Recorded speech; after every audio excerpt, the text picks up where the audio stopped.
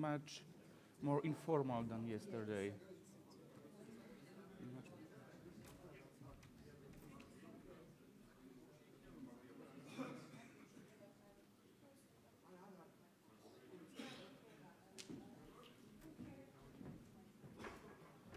Let's find a place for me.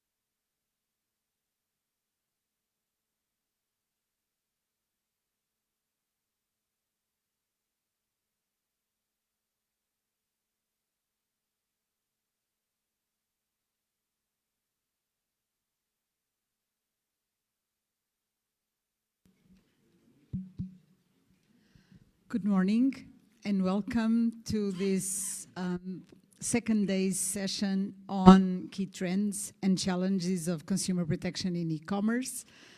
Allow me just to thank again Chairman Irakli for the very warming, exciting and fantastic gala dinner that the agency organized last night. I think I speak on behalf of all of us when we say we had a fantastic time, great food, great drinks, great entertainment, and above all, the best possible company. So thank you very much for that. And now I would like to get to business. I am Teresa Moreira, the head of the Competition and Consumer Policies branch of UNCTAD, and I'm privileged to moderate the panel where we will be discussing the hottest topics in consumer protection in e-commerce, which of course concern all of us, first of all as consumers, and immediately after as consumer protection agencies, at least those who have this mandate. I'm privileged to have 5 panelists that I would very briefly introduce. Let me see if I get the names right.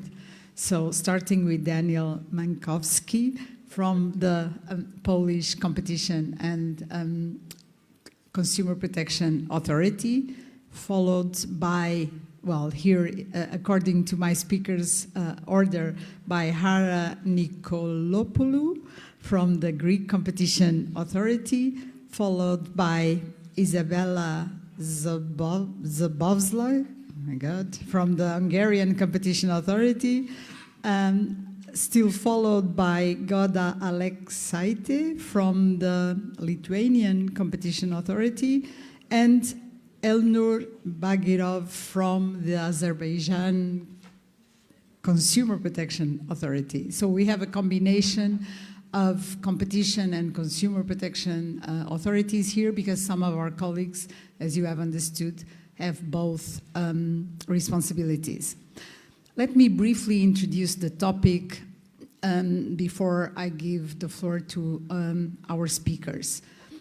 I would like to share with you that the revised United Nations guidelines on consumer protection added 3 recommendations on consumer protection in e-commerce in the latest revision of December 2015, which briefly cover first the need for member states to review and assess their existing consumer protection legislation in view of the challenges brought by e-commerce. A second point, which is very important, establishing that consumer protection in e-commerce should have a benefit from a level of protection not less than the one afforded to consumer protection offline. So the idea was to make sure that consumer protection online was as effective and as strong as offline. And finally, an invitation to member states to consider existing recommendations and guidance on consumer protection in e-commerce. And at that time, it was mostly the OECD that had produced a recommendation on consumer protection in e-commerce and related issues. Following this, of course, UNCTAD, because we provide the largest platform since we gather 195 member states and relevant stakeholders, we have been organizing discussions, either formal and informal, on these issues. And member states requested us some years ago to establish an informal working group on consumer protection in e-commerce. I also take the opportunity to invite all of you to follow these discussions. They are open to member states experts, but also to relevant stakeholders such as consumer organizations, representatives, practitioners, academics, etc. And the discussions have been very interesting, covering a lot of topics such as cross-border enforcement cooperation, others that will be mentioned here today, like dark patterns, And we have tried to work together with our friends from the OECD Secretariat and from the ISPAN presidencies currently held by the Polish Competition and Consumer Protection Authority in order to coordinate information exchanges and knowledge and discussions. Other than this, I just wanted to draw your attention to the fact that in this year's annual Intergovernmental Group of Experts meeting on consumer protection in July, we presented and discussed a background note of the Secretariat on building consumer trust in digital platforms. And we flagged a number of issues that will be discussed today.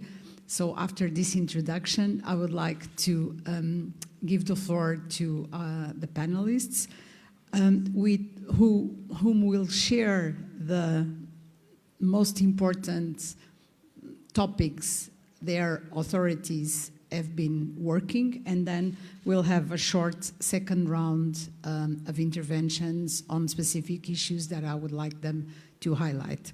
On this note, Daniel, the floor is yours.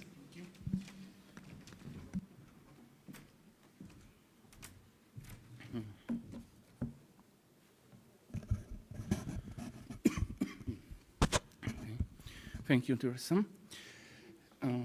Ladies and gentlemen, my speech should be brief, but I cannot miss the opportunity to once again to say a very warm thank you to the host of this organization, to this conference. It's an amazing event. I'm astonishing about the people, the place, the whole organization. Conferences like that shows me there is a strong need for cooperation between countries, to share the ideas, to share the problem, to share the cases, to cooperate to make our work better, more effective. So once again, very thank you for this chance. Dark patterns. Modern world is changing very quickly. I think it's obvious. Modern consumers are also following those changes. One of the crucial changes was the fact that online shopping has become an integral and preferred method for consumers to make purchases in today's modern digital age. In Poland, for example, nowadays you can buy online, I think, nearly everything, from daily groceries, clothes, electronic devices, even cars and houses. UOKiK also noticed that changes and try to meet them. We expect from entrepreneurs transparent information for consumers. We expect clear rules of placing offers in search results. We expect the prohibition on fake consumer opinions published on the websites. However, with this advancement of e-commerce, we witness also an evolution in the risk faced by consumers. One of the pressing challenges that have emerged is the presence of dark patterns. Dark patterns, manipulative user interface design choices, employed by online services to coerce, steer, and deceive consumers into unintended and potentially harmful decisions. In our understanding, dark commercial patterns encompass practices that may not always be punishable, but are surely morally questionable. These practices can influence consumers to make decisions under deceptive circumstances. It leading consumers to make decisions they otherwise wouldn't have made. The UOKiK is dedicated to identifying, addressing, and rectifying these dark patterns to create a fair and transparent e-commerce environment for all consumers. But to do so, we need tools and technologies. UOKiK has taken up an EU-funded project to develop a methodology for conducting proceedings on dark patterns. We decided to explore AI development opportunities for consumers protection authorities through the delivery of a proof of concept of an AI-powered tool for detecting dark patterns, as well as the research of the latest AI and machine learning trends. The 3-year project was implemented on May 2023 and will begin with open source intelligence activities, including internet sweep. So how do we plan to do it? Websites of online stores and other online services providers will be screened, and specific online market sectors with the highest dark pattern occurrences will be selected for further analysis. Next, explanatory proceedings will be initiated on the basis of findings of open source intelligence. In the course of administrative proceedings, WCAG plans to organize an IT analysis of websites delivered by external experts and conduct a consumer survey about online purchases experience and the influence of certain dark patterns. As part of these explanatory proceedings, neuromarketing tests will also be carried out to examine neurobiological human reactions while being exposed to dark patterns. In the next stage, the results of the IT website analysis, consumer survey, and neuromarketing text will be used as input data in the proof of concept process of a dark patterns AI detector. The project team will also prepare the main assumptions of the AI tool, and an open idea competition will be organized. The contest formula stimulate innovation and allow us for selection of the best contractor on the basis of the real competences rather than experience or market position. The result of the project will be presented in the form of guidelines for conducting proceedings on dark patterns and a white paper on the practical, legal, and ethical aspects of using AI by the public body enforcement consumer law. Of course, at the end of the project, all these materials will be shared with our colleagues and other authorities just to help us all to improve our dark pattern cases. Okay. We also have some problems with entrepreneurs in Poland and their practices on dark patterns. So just 2 or 3 short examples how and what we are doing now. The first case, it's a duka.com online store with house goods. The online store faces charges for automatically adding projects to buyers' shopping carts. In these cases, a small, tiny orange max. So consumers using the platform may have found additional items in their carts without prior contest. To avoid unwanted purchases, buyer had to actively remove this item from the basket. Many may have not noticed the addition, leading them to unintended purchases. If an unwanted product arrived, consumers were left with the choice, or accepting the situation or incurring shopping costs to return this mug. I believe that WCAG decision on this behavior will be issued till the end of the year. Next one is another online shop, bigotka.pl, shop with clothes.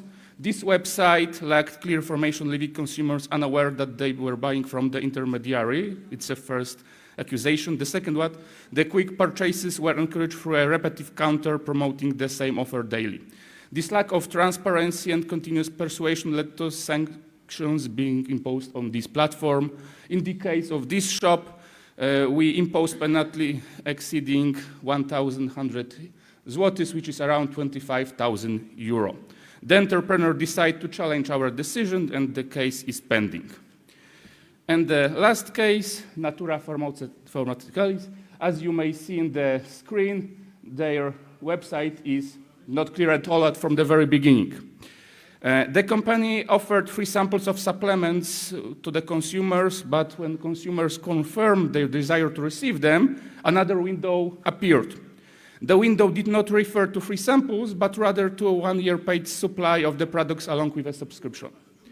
The content and graphic presentation misled consumers, resulting in many receiving bills for a year supply, and we received complaints about that. The president of the WCAG imposed a fine over 5 million zlotys, which is more than 1 million euro, on this company, extending financial sanctions also to the company's managers. These 3 short examples underscore the need for consumer protection measures, for vigilant consumer protection measures. As we navigate the dynamic landscape of online commerce, for us it's imperative to address such deceptive practices and ensure a fair and transparent environment for consumers. In the ongoing effort to empower and protect consumers in the digital realm, WCAG, in collaboration with the ProPublica Foundation, NGO, has launched an initiative aimed at increasing awareness among consumers about the potential online dangers, not only the dark patterns. We launched a website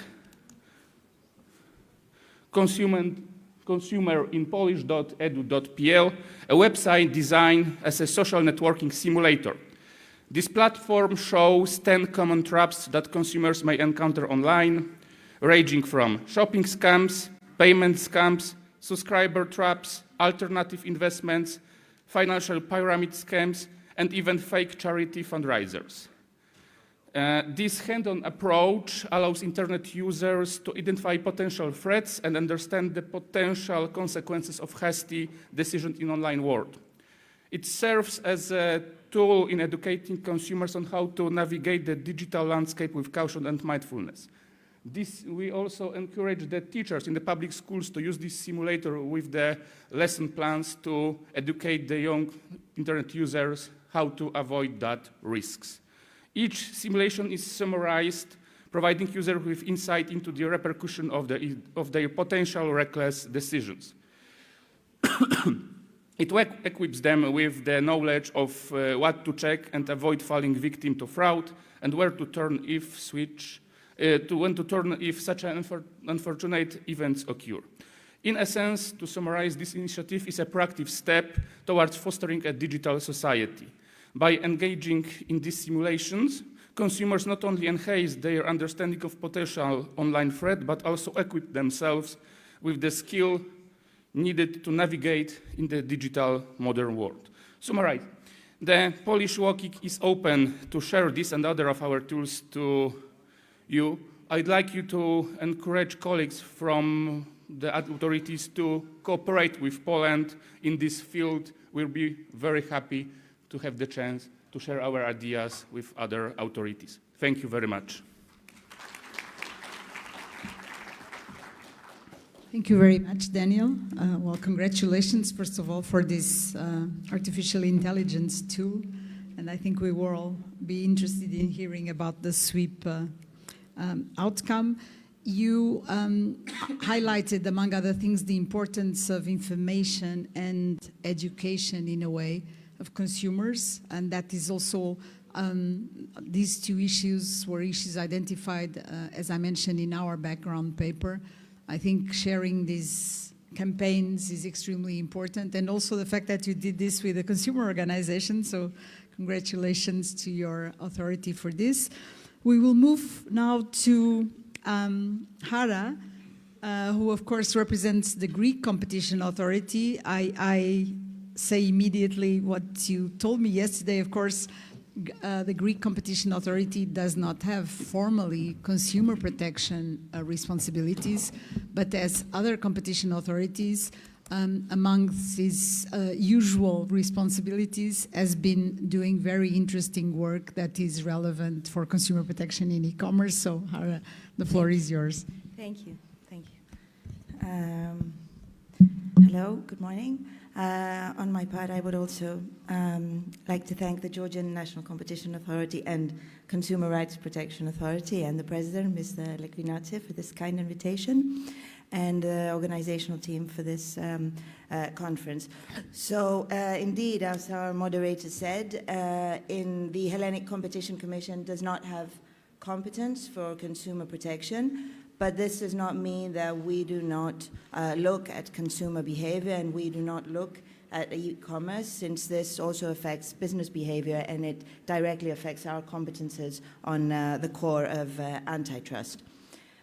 So I think that Daniel spoke about what you're doing to educate consumers and the specific projects that you are undertaking, but I think that sometimes it is quite useful to take a step back and try to categorize the types of challenges that we face when we're looking at consumer protection in e-commerce, keeping, of course, in mind that cyber criminals and technology will always try to be one step ahead of those who are protecting consumers. Still, the challenges are out there. First and foremost, security in payments. Consumers suffer from fraud, from scams, risks related to unauthorized transactions, phishing, deceptive emails, tricks to lure consumers into revealing their sensitive information. So this whole category of digital payment securities is paramount to having a safe online environment where consumers can make their choices and their buys. Another major challenge relates to the authenticity of products, to product quality, avoidance of counterfeit products, and inaccurate product descriptions or images that may lead consumers about the actual features of products. And, of course, data protection, privacy protection, unsolicited marketed. This is a huge chapter that also touches upon antitrust protection. It does not just mean ticking a box for a consumer who consents to providing his information or her information, but also ensuring that this data is used only for the specific purpose for which it has been collected, to implement encryption methods so that this data is protected during transmission and storage, to safeguard against unauthorized access and data breaches that would compromise the consumer's position. It touches upon protective sensitive financial information, ensuring compliance with legal standards. We all know the GDPR, but there are also other regulations that need to be complied with. Businesses need to have a data retention policy, making sure that customers can have access to the information that has been stored and being allowed to delete it if they wish so. And of course, none of this can work if there are no strict rules for accountability for those businesses that do not respect data protection rules and do not have transparent and understandable privacy policies so that consumers themselves can be educated and know when their rights have been breached. I'll quickly go through other issues that are present and challenges that are present when we're talking about consumer protection in e-commerce. They relate to customer services. Sometimes customers may not find a solution when they only have to deal with automated services. Maybe the policies on the website of the seller are not very clear and understandable to them. Sometimes they face complex delivery and returns issues, complex policies, very slow refund processing, and this may not go so far as to violate a right, but it definitely violates trust in e-commerce and undermine the whole consumer experience. Issues that are present in e-commerce, present everywhere, I would say, are issues of accessibility and inclusivity. This is an issue that is coming up more and more. Websites and mobile apps have to be compatible with assistive technology. And last but not least, a subject that relates to, and a challenge that relates to social media influencers and regulations on when and how they can market products. Regulators are focusing on ensuring that influencers disclose their relationships with the brands and that they are taking steps to prevent deceptive advertising practices. So I think that these are definitely not all, but I hope some of the key challenges that we need when we're facing consumer protection. As I said, at the Hellenic Competition Commission, we do not have competence for consumer protection, but we did complete a large survey last November 2022, which has to do with the e-commerce, and part of this sector inquiry had to do with consumer behavior. So what we saw, we had a consumer survey. It was at the time of the pandemic, so there might be some bias as to e-commerce. But we did find that the main detriments for e-purchasing include transport costs, include the time for delivery of goods, the concern about cases of fraud, The absence of the payment on delivery option, this is an issue obviously directly related to the lack of trust for online payments.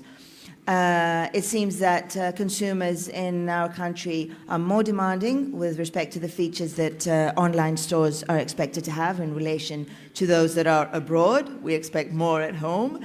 However, they tend to prefer the former with a view to supporting Greek stores vis-à-vis the foreign ones. In terms of satisfaction with online purchases, we saw a very extremely high percentage of consumers which are satisfied with their overall experience, and cases of fraud and other challenges that I talked about earlier seem to be relatively rare. Some other important issues that were shown by this the consumer survey on e-commerce is that actually the most important factor that would lead a consumer to shop online is the ability to shop anywhere and anytime. There's a perception that there are products that are available online that are not available in physical shops. A very prominent reason for online shopping is hygiene and avoidance of crowds. However, as I said, this was during the COVID pandemic. Maybe this would not appear as important today. Pricing. Consumers believe that physical shops are more expensive than online ones. That there is a greater variety, availability of products than brick and mortar shops, and that overall, in terms of significance, the better buying experience and service tends to rank relatively low. Another very interesting result from this consumer service is that we see that there's a multi-channel consumer behavior. So there is a competitive relationship between online and brick and mortar shops, with 50% of Greek consumers searching e-commerce opportunities and then going to the shop to actually buy it. A quarter of consumers will go to the shop and then they will make online buys. This is a case of free riding on one or the other, also known as showrooming in case of accessing the physical shop first. We saw that the criteria for selecting a specific e-shop are related to trust. So this is how they select a specific shop. It depends on the trust and the security the consumer experiences from the transaction. Maybe they know the shop, they've done previous buys there. The price and the availability and presentation of the products. Our survey, our sector inquiry, also focused on what the key challenges we see from a competition law perspective. This, as you can see from this list, are not that different from other challenges that we may see in brick and mortar relations in physical shops. But so we have geographical restrictions, issues in selective distribution system, MFN clauses, RPM, self-preferencing, tying. But we are seeing an increase in other types of behavior that cannot be specifically categorized. There was a case there have been several cases at the Autorité de Concurrence, for example, AdSense, about non-transparent terms for the use of advertising platforms. We see no forking obligations in the Google Android case. So there are differentiations, but in general, we see that the challenges from a competition law perspective, more or less, are the same for online and non-online issues of infringements and eventually protecting the consumer. So, thank you very much. Thank you.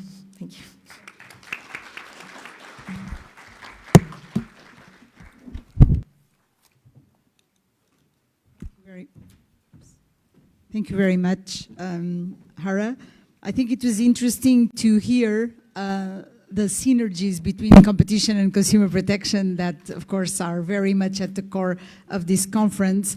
And it's obvious that the sector inquiries and market studies really show market functioning issues And these are very important also for consumer protection policy making. I just wanted to highlight something that you mentioned on the social media influencers and the close relationship of this issue for advertising purposes, which of course is something that is within the responsibility of consumer protection agencies, the need to clarify exactly the quality of these interventions.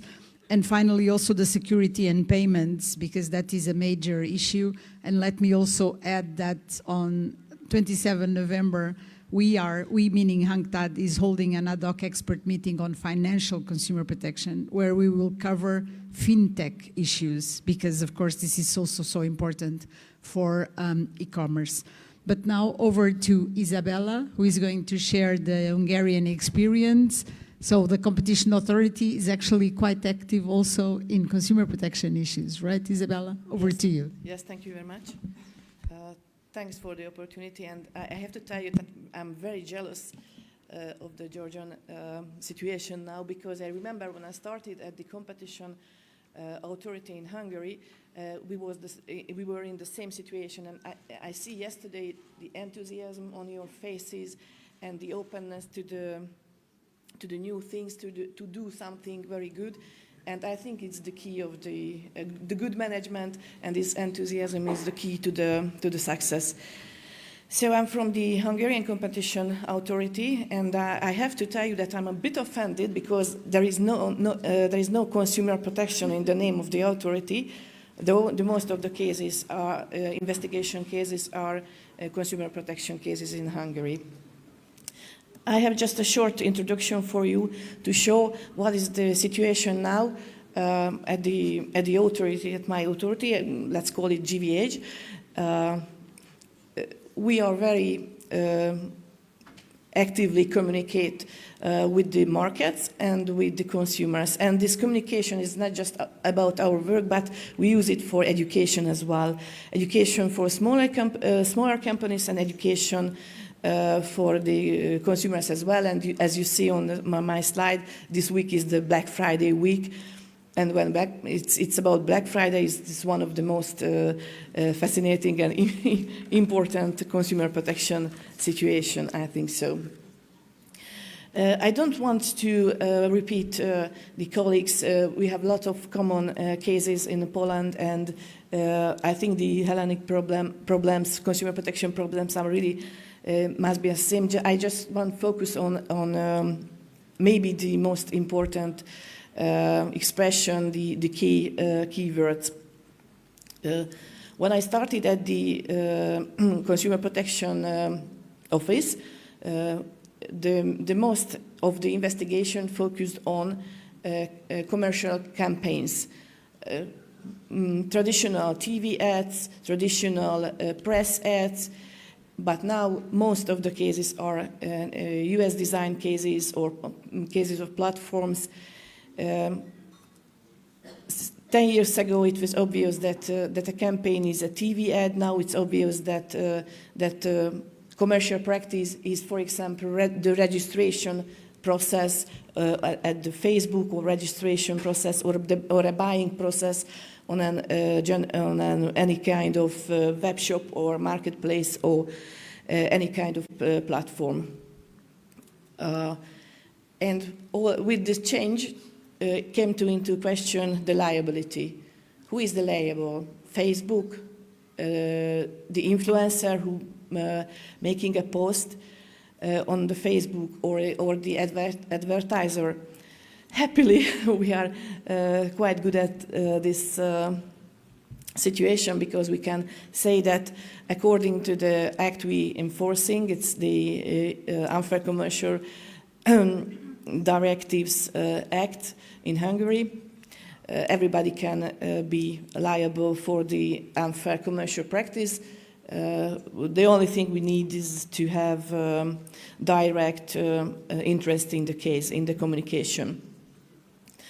And with new trends are using the behavior economic insight. Of course, everybody heard about the cognitive biases that I think it's something very general internationally, so everybody have the same. Maybe there are differences between member states in Europe, and maybe the different countries have different values, but our weaknesses are the same, so are easily influenced by the same situations.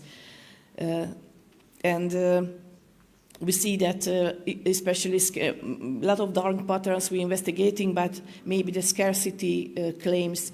There is only 3 items in our web shops, and that kind of communication is very, very important now, and we look on it.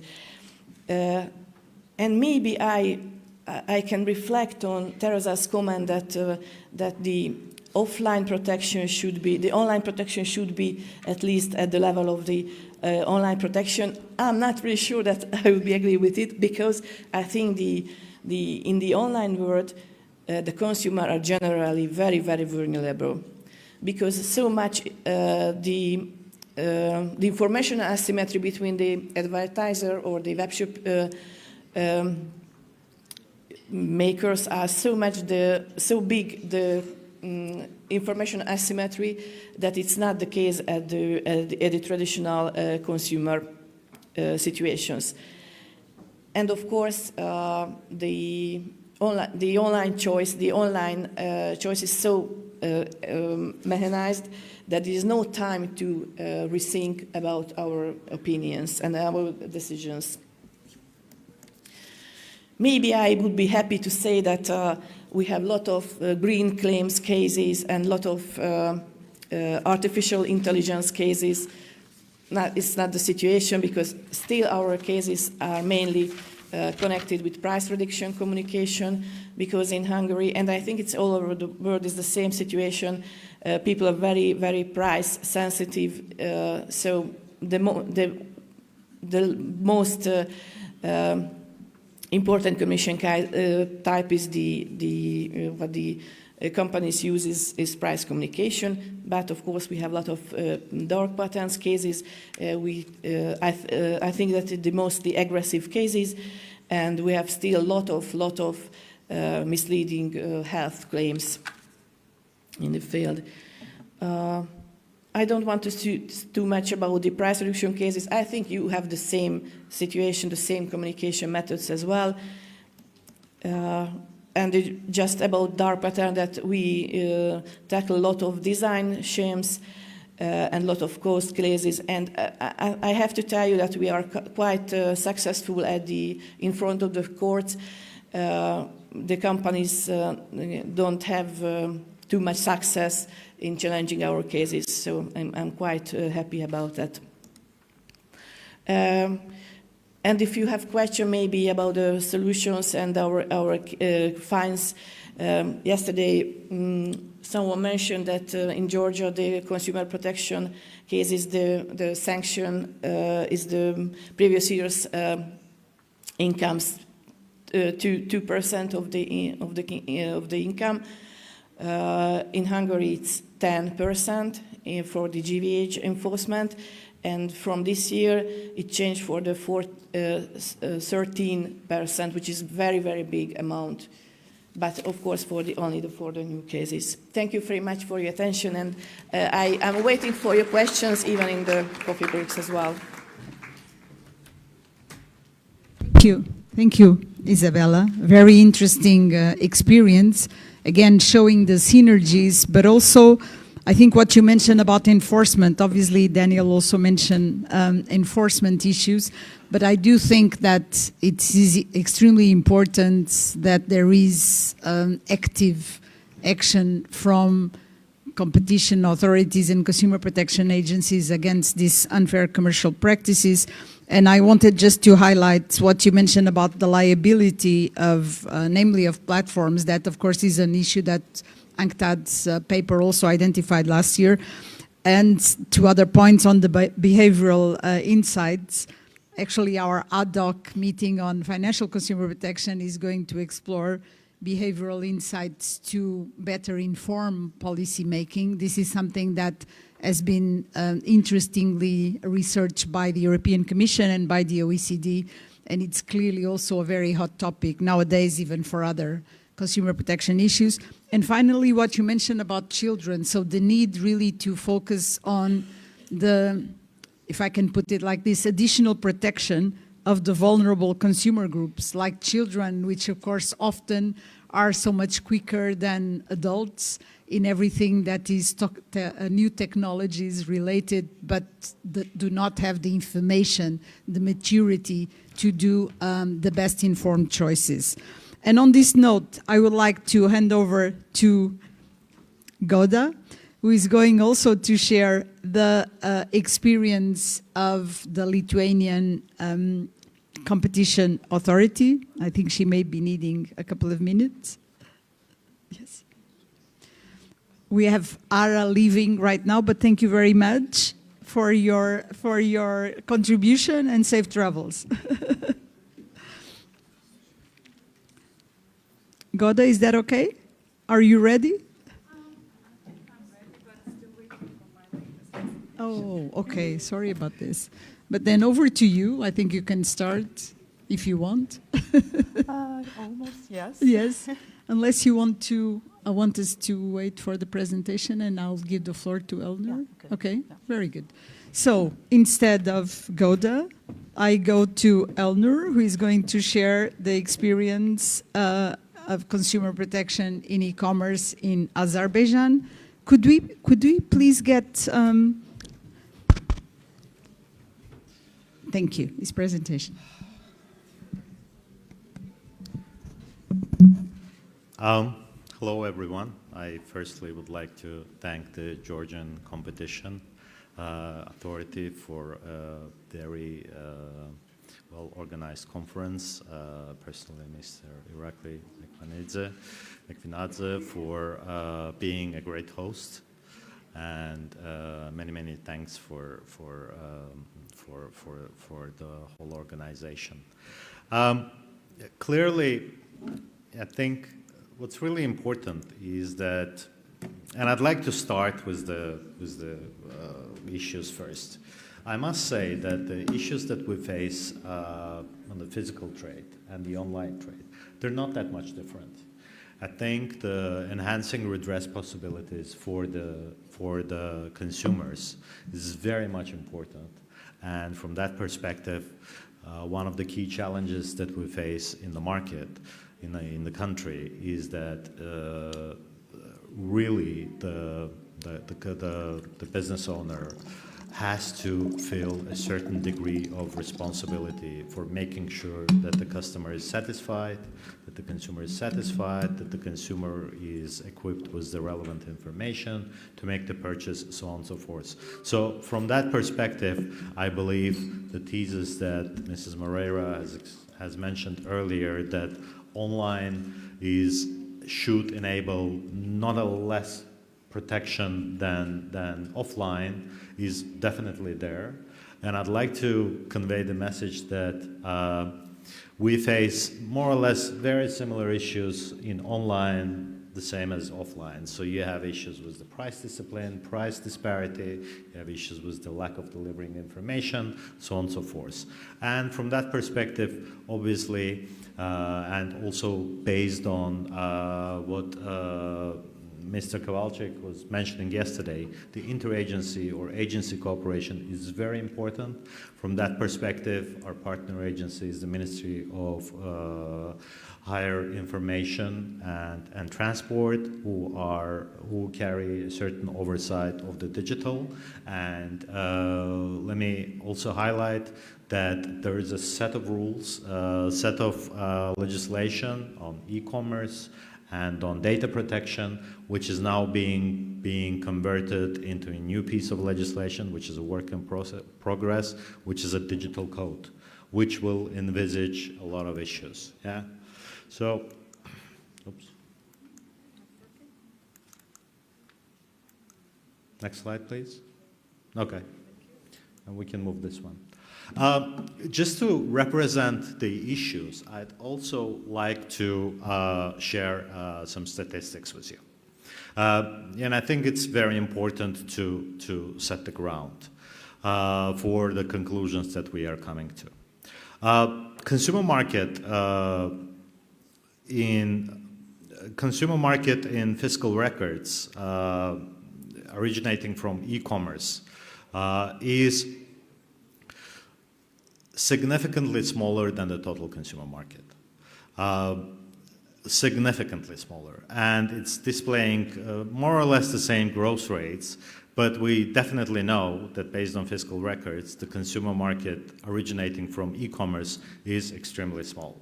At the same time, we also see, based on number of complaints that are arriving at the agency, that year-on-year complaints are increasing.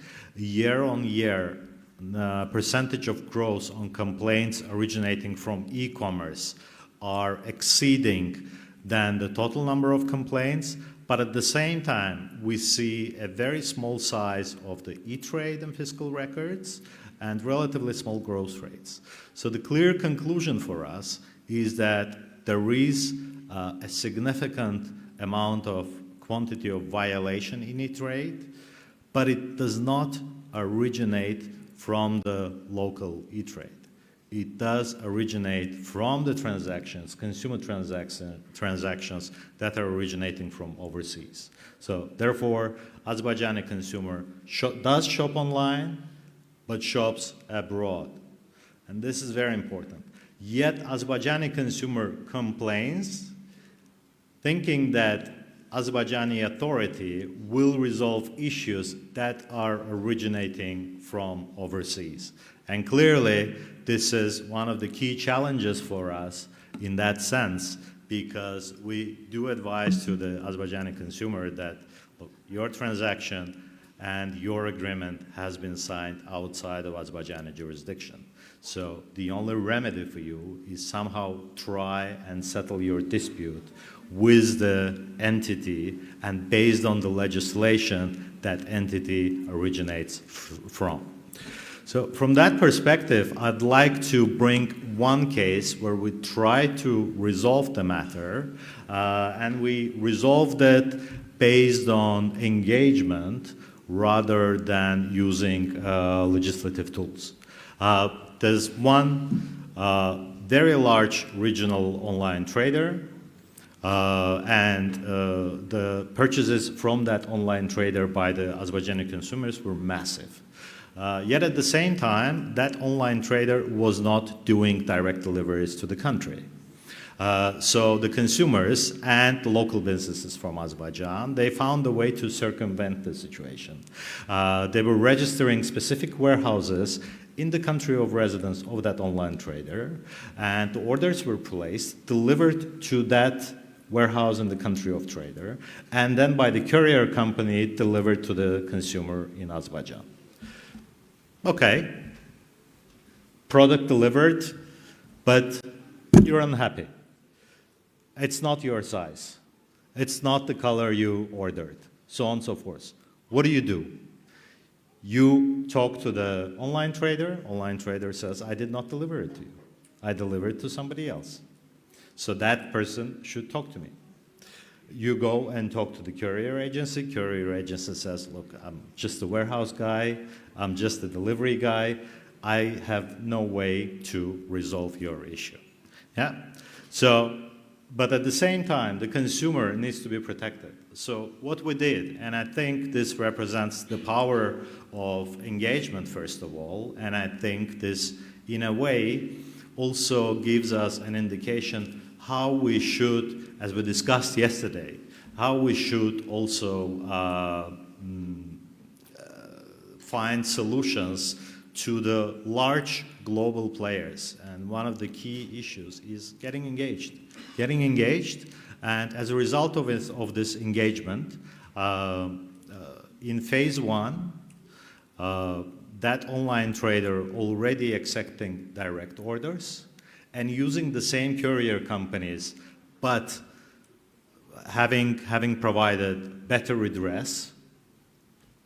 And in Q2 2024, that online trader will fully localize and will have a locally registered company based on which we will have compliance based on local regulation in terms of consumer protection, product safety, so on and so forth.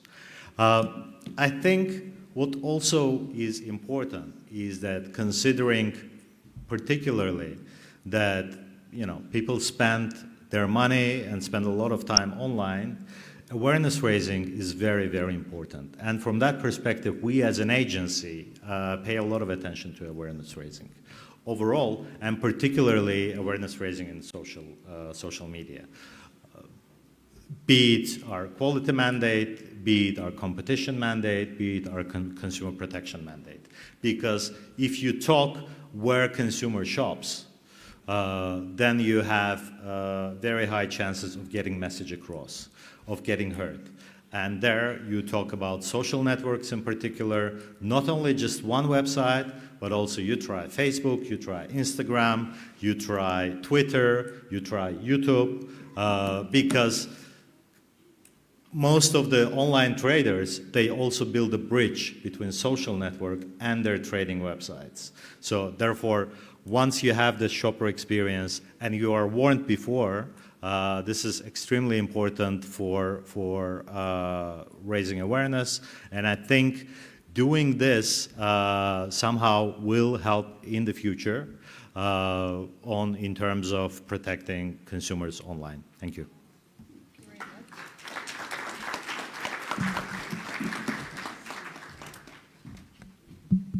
Thank you very much. I think this was also a very interesting experience. While Goda gets ready, let me highlight what you mentioned. First of all, the interesting issues that were already mentioned, I think, by Isabella, that we see a lot of, let's say, unfair commercial practices, both online and offline, so not necessarily new, even though I would agree with that need to probably increase consumer protection online, as Isabella mentioned. Also, the interesting cross-border aspect that Elnur mentioned. This is something that I would like to discuss a bit further in the second round. The importance, of course, of collaboration between authorities, between different public bodies, because in the digital ecosystems, frankly, as much as all public authorities get together, I think we all run the risk to always be lagging behind because businesses are developing their own new tools and technologies, so clearly always ahead of authorities. Of public bodies, so the challenges are already against the public side, so to speak. And it is very important also to highlight what Elnur mentioned about disengagement. The fact that one has law enforcement responsibilities should never prevent agencies and authorities to have a direct channel with business, to appeal for good business practices, to engagements that can enhance, in this case, consumer protection. Finally, I just want to mention what you referred as dispute resolution. This is obviously a very important issue that UNCTAD has flagged already. So improving consumer online dispute resolution and redress is essential for something that all speakers mentioned, to increase trust in e-commerce. So Harry had mentioned that consumers apparently go online and then they go to the shops, and so it's as if most of us, despite being online, did not really trust, probably for good reasons, the digital market. So this is also a global issue to be discussed further. And finally, without further ado, over to Goda for her presentation, please. Thank you. So good morning to everyone. Oh, not yet. That was part of my presentation. So thank you for the second chance. I hope I'm going to be lucky now. So in my presentation, I want to go briefly through the picture of our online shop, what kind of activities our authority is taking, and what is our approach to actually go through these challenges which are coming up after especially pandemia. So, where are we? This is 2019, pandemia, and 3 faculty members in University of North Georgia made a research and published an article about drunken online shopping and its effects on consumers. So, drunk online shopping accounted about $45 billion in spending. Yes, online shopping is very addictive, and alcohol amplifies that. So this is the challenge which we are going through, and I think in Georgia it's quite tolerant for wine culture, and I can show this slide here. So what is our picture of a Lithuanian online shopper? So it's a quiet young woman who is shopping much more frequently than male, and buying just clothes, footwear. Simple as that. And still our e-commerce market is the largest in Baltic countries. And our e-commerce market is gonna raise up until 55% in 2023, 2027. So once again, this is a big challenge waiting for us. What are the problems of our consumers? The delivery, the speed, and the quality of the products. So more or less, we know where to aim our activities. The trust. I wouldn't say that we have a high trust. It's only 34%. But looking at the numbers that young people trust more, so we have a bright future, and we have to invest more in educate young people, starting from school. Once again, data. Yeah. 40% and more our applications are on online shopping. Now, as everywhere, yeah, we do the same things. These are our numbers, of course. They are comparative, but for Lithuania, it's quite a huge amount comparing to other cases. Now, actually, we put more stress and focus on our preventive functions.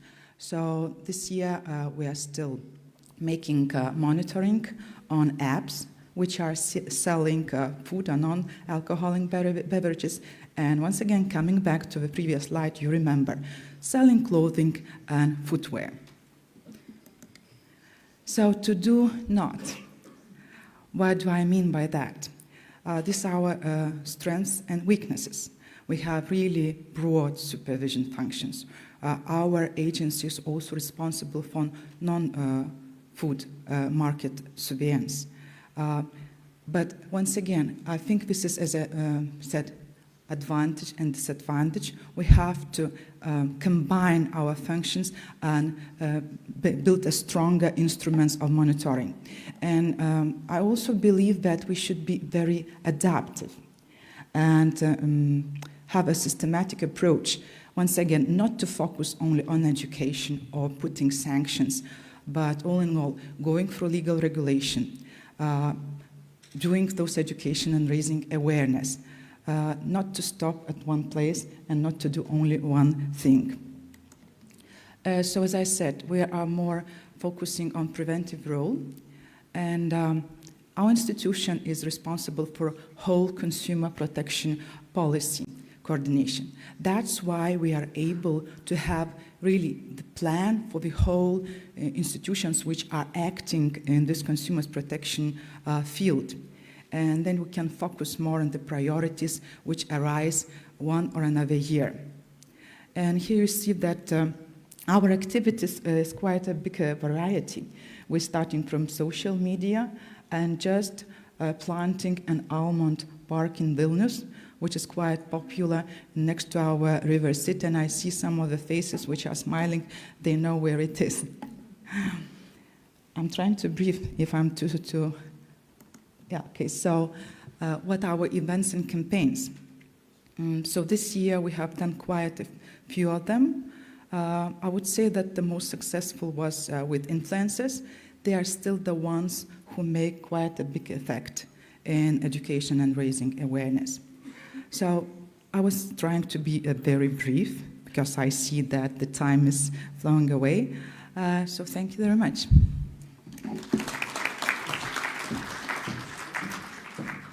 Thank you very much, Goda. Also a very interesting experience. Of course, as you said, there are several common issues, but I would like to highlight, well, first of all, again, the good example of synergies between competition and consumer policies shared by the Lithuanian authority. also what you mentioned on the importance of, well, the first mention on the study, I think the profile, so sector inquiries, consumer surveys can provide very important information. We heard from Hara in Greece that e-commerce inquiry, but that was quite limited to the pandemic environment, which fortunately is mostly behind us. But it is true that every 1 or 2 years, especially with the rise of young consumers and their activities online, the context can change. And of course, it is very important for all of us to know the trends, to follow the trends, to choose the best course of action.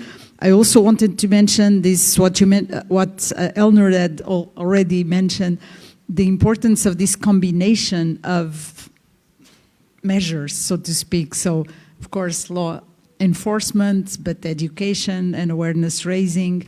Elnur had mentioned the settlements, which are such an interesting law enforcement tool. So there is a lot to discuss. But unfortunately, we are getting a little bit short of time. So I would like just to ask each of the panelists to comment briefly on 2 issues. First, the cross-border enforcement and other types of responsibilities, collaboration that you have ongoing, because we have at least 3 EU member states authorities present here. But also, of course, we want to hear from Azerbaijan on this. And the second point, very briefly, what else can we do together? What can we do at international level, at regional level? I mean, at regional level, you'll talk about, of course, the EU experience or the OECD experience, or even globally at the UNCTAD experience. But how can international organizations support member states and their consumers to enhance consumer protection in e-commerce? So, of course, protecting consumers, but at the same time, creating a more enabling environment for businesses. Daniel, over to you. Thank you.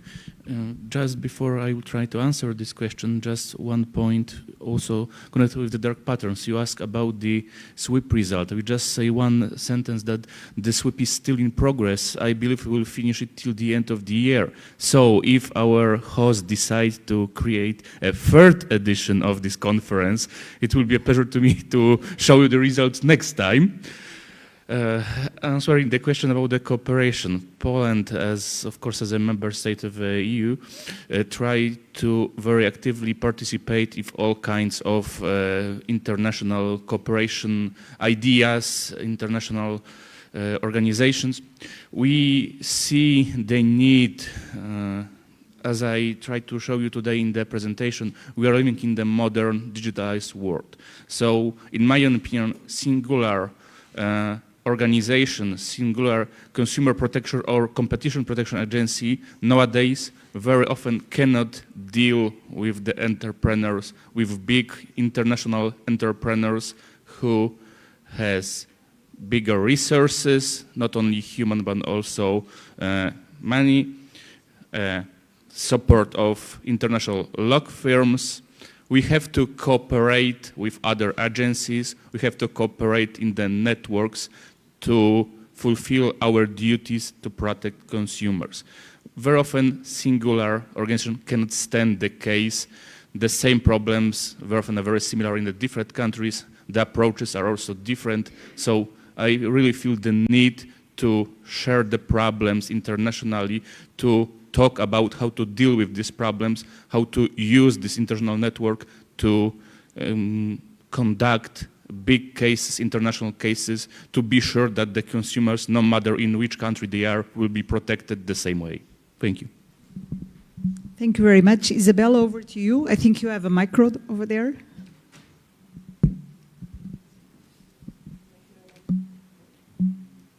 Thank you very much. Daniel, don't be afraid to tackle big tax. We had consumer protection investigation against Facebook, against Google, against Microsoft. We have Viber, TikTok, so don't be afraid. They have We need support. I promise the Hungarian, and I think even the Italian competition authority would give you the support. And some of our cases are lucky in front of the Hungarian judges as well. But to go back, I think vital is to cooperate. And Teresa, I want to thank you even the work of the UNCTAD, because your main results we're using even in our decision-making process. So it's very important. We always highlight that the offline protection, the online protection should be at least on the level of the offline. Maybe the transparency should be a bit more, because, okay, there are a lot of formal and informal results, but maybe to see even for the companies, involved companies, I believe in self-regulation, and I think that your work would be very, very effective when you organize more, maybe more conferences for the bigs as well. Yes, and CPC maybe is interesting for us. A lot of common actions we have, but I have to tell you that I see that in consumer protection cases, the authorities that have competition enforcement power are more active and maybe more successful. Thank you very much. Goda, over to you.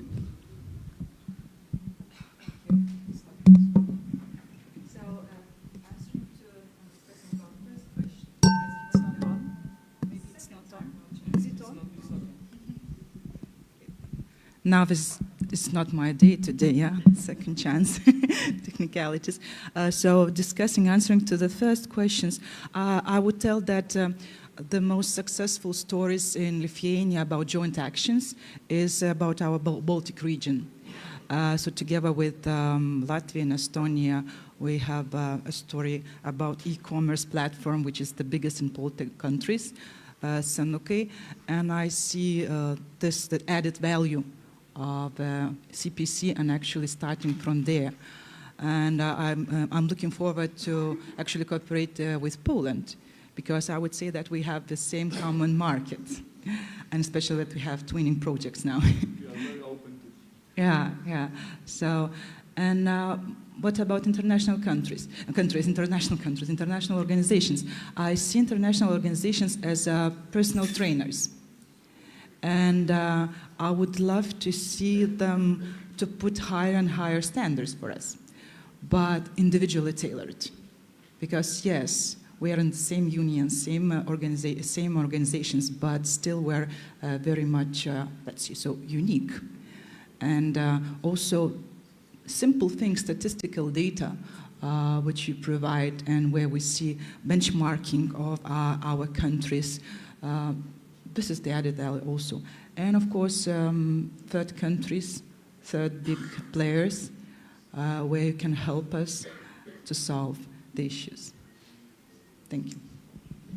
Thank you very much. Elnur?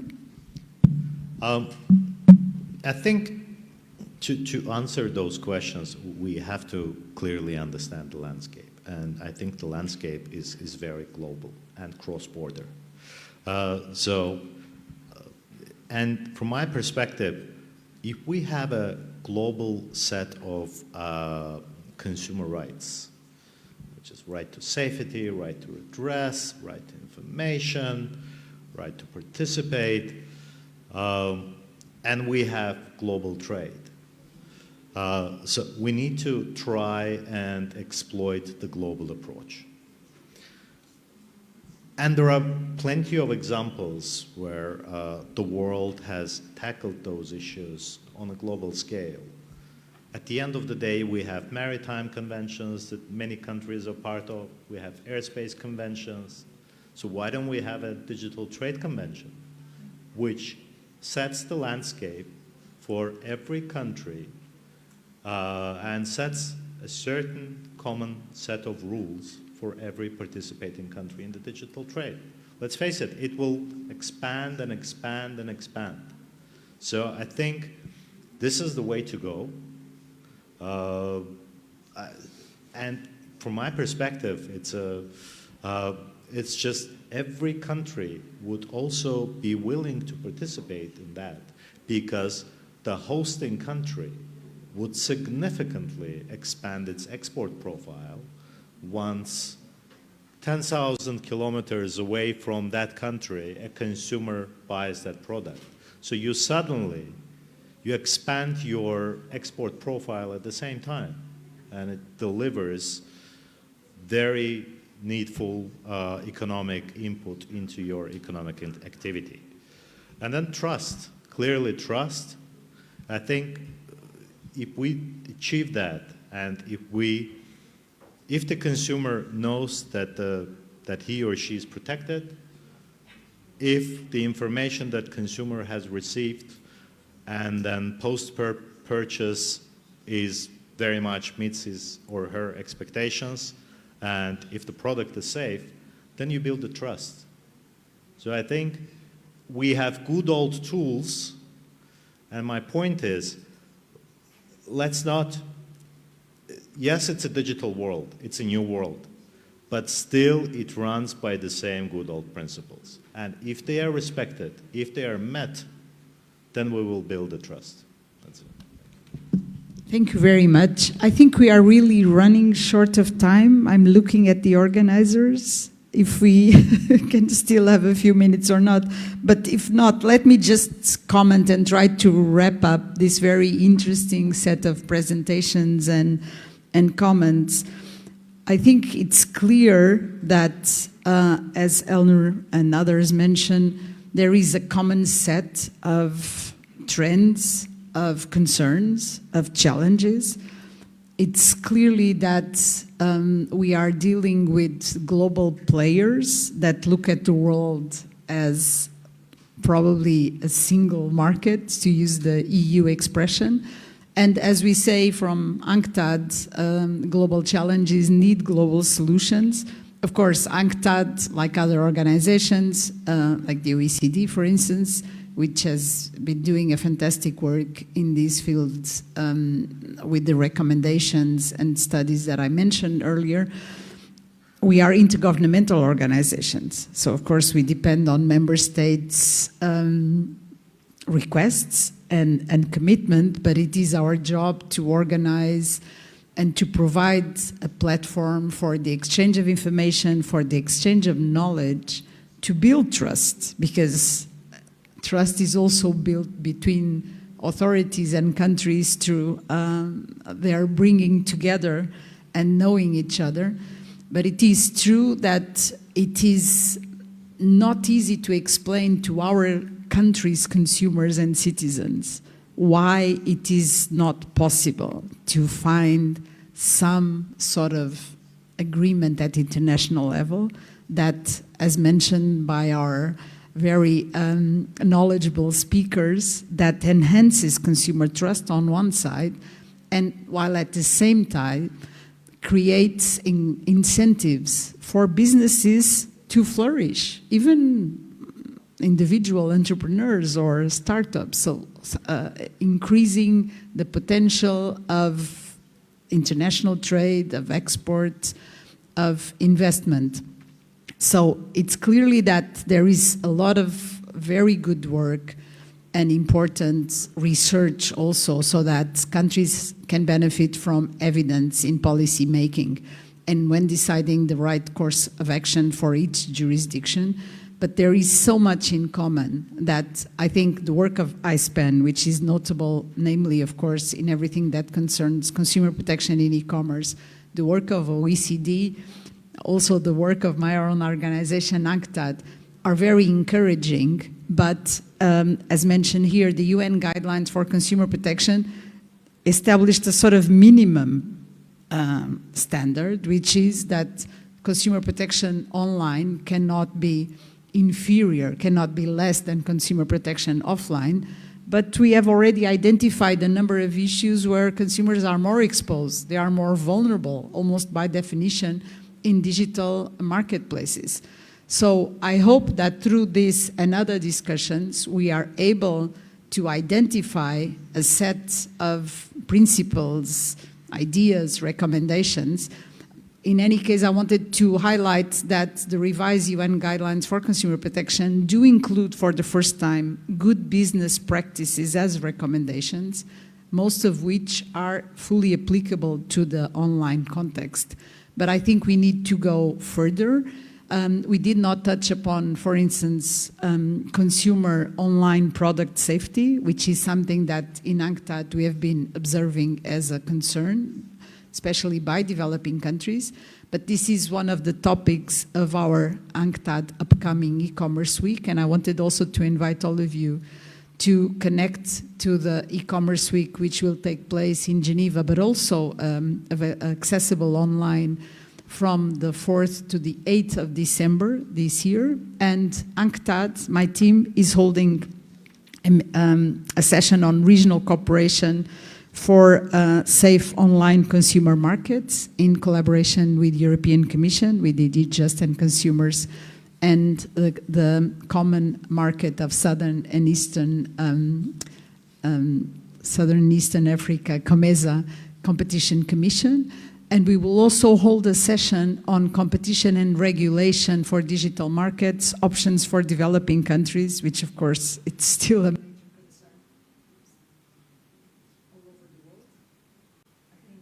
think this is my cue to stop. Thank you for that. Please join me in a big round of applause to our speakers.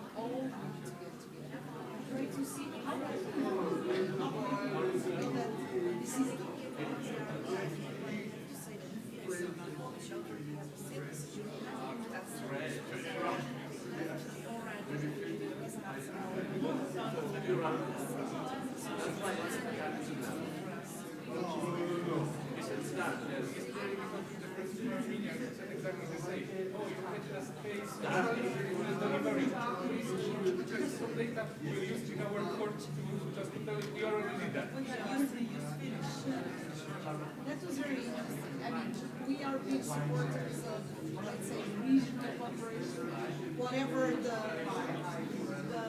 scope, because we see all over the world that now formal organizations like the a lot of countries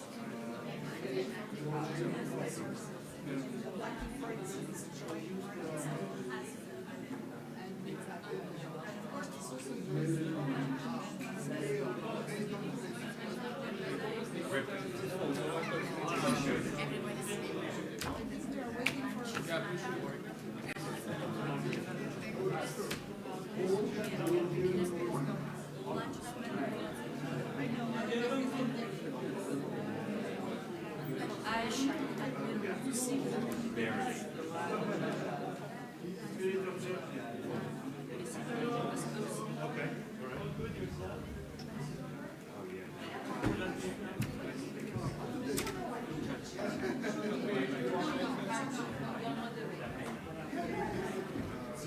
Hadi git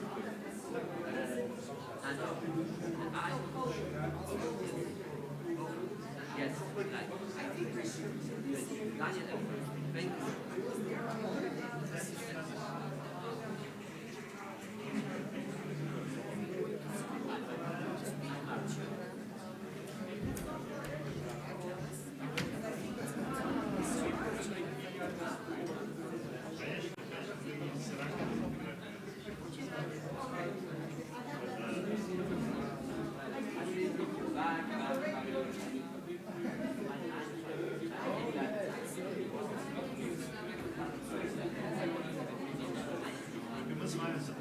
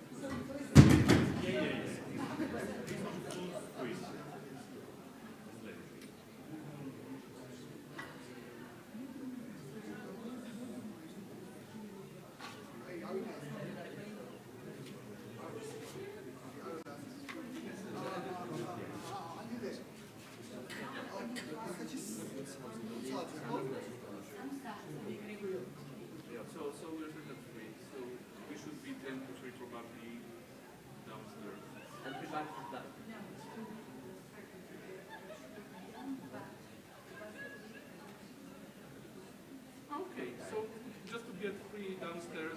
And we're valuable back to Yeah, thank you for that.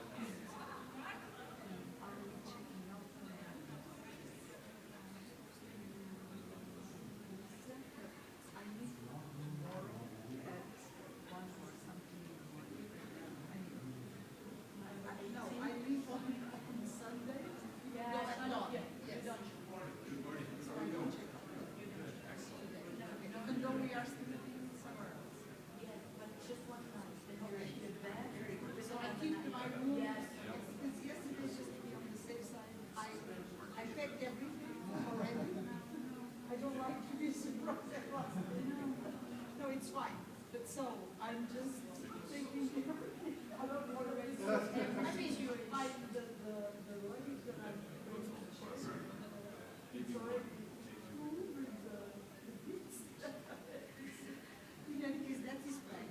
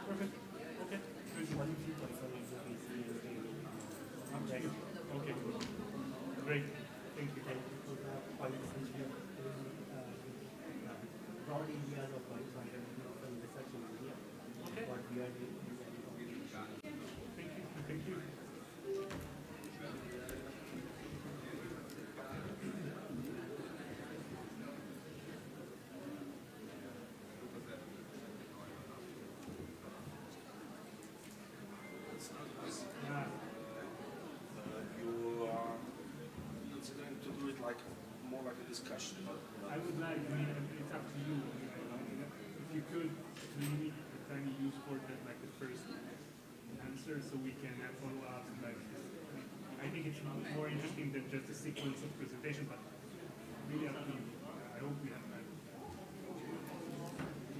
no, yeah, because I didn't prepare the presentation itself with slides. No. I strongly support your choice not to go to presentation. I'm not a great fan of PowerPoint presentations. Certainly not in concrete, I mean, panel.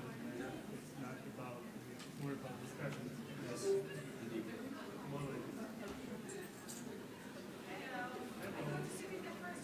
Oh, we'll be the cheerleader.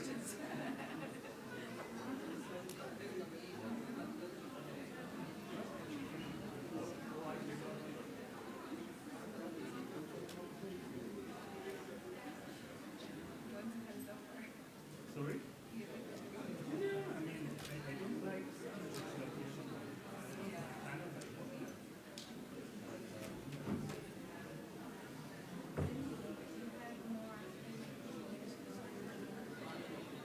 you have only one.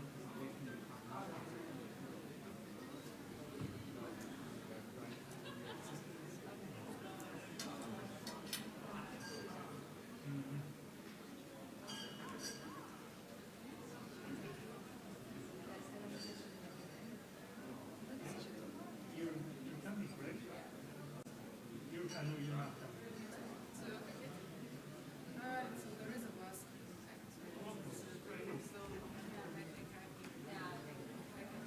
Although I Promised, know I and will even regret that because no way that means that I have like 2 hours of sleep. But, I think the train is no, it's my plan is to Istanbul. Iraqi comments at dinner, which is even better than yesterday's. I need it for when. I think it was very nice. I mean, I see you like you're very fresh. But you know what's best for that feeling? Best. I went for an You did? I didn't for the second day. I did. I think. It was complicated getting on the river, but Yeah, the that's minute right. I got there, it just How long did you run? happened.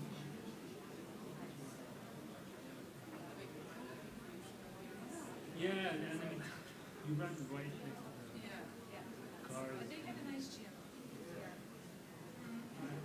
Found that in the afternoon, like we had like 9 and before it was 7 days. I mean, And you at least I mean you have like set the hotel and I haven't because no I told them because I can Because what I do is I live there and I order it I would not be from there. yeah. so you're not okay. So you're not And I using their have bus. already paid Double. Yeah.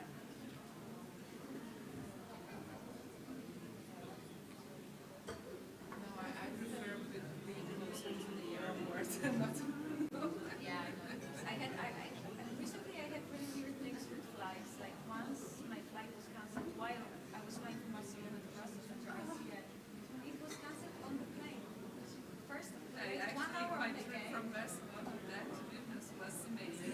Yeah, because the plane was late from Barcelona, so that meant that I couldn't catch the plane in Paris. So I had to spend the night in Paris. Then in the morning I had my flight to Frankfurt. And then to so I was like traveling from the totally different part of the world. So it was Barcelona, Vilnius, and we have direct flights. I mean, not To connect. And I had actually, so I was waiting 1 hour late on the gate. Then they let us into the plane.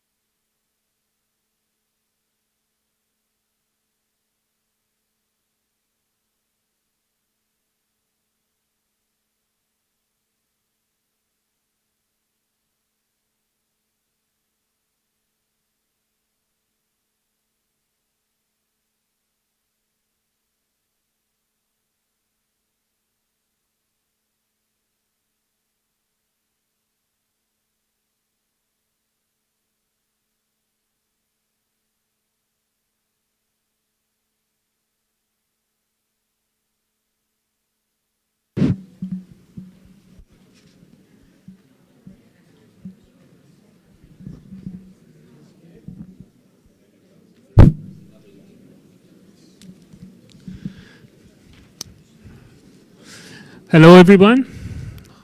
Almost good afternoon. Still good morning for a couple of more minutes. Please take your seats so we can start.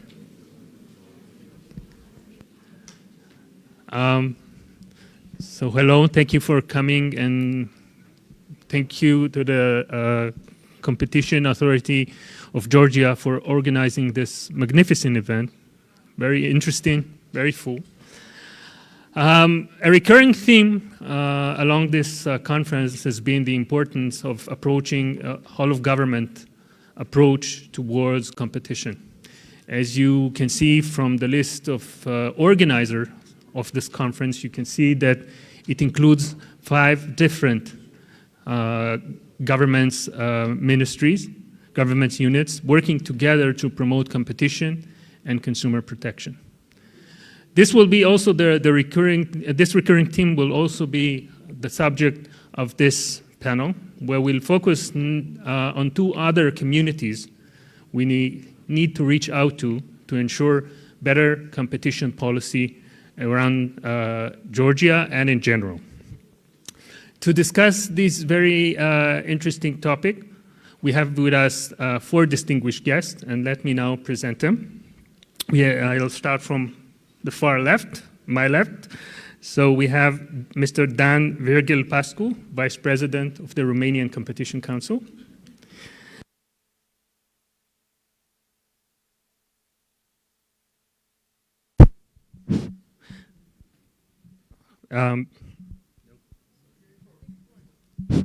Miss Jolanta Ivanovskine, okay, Chairwoman of the Lithuanian Competition Council.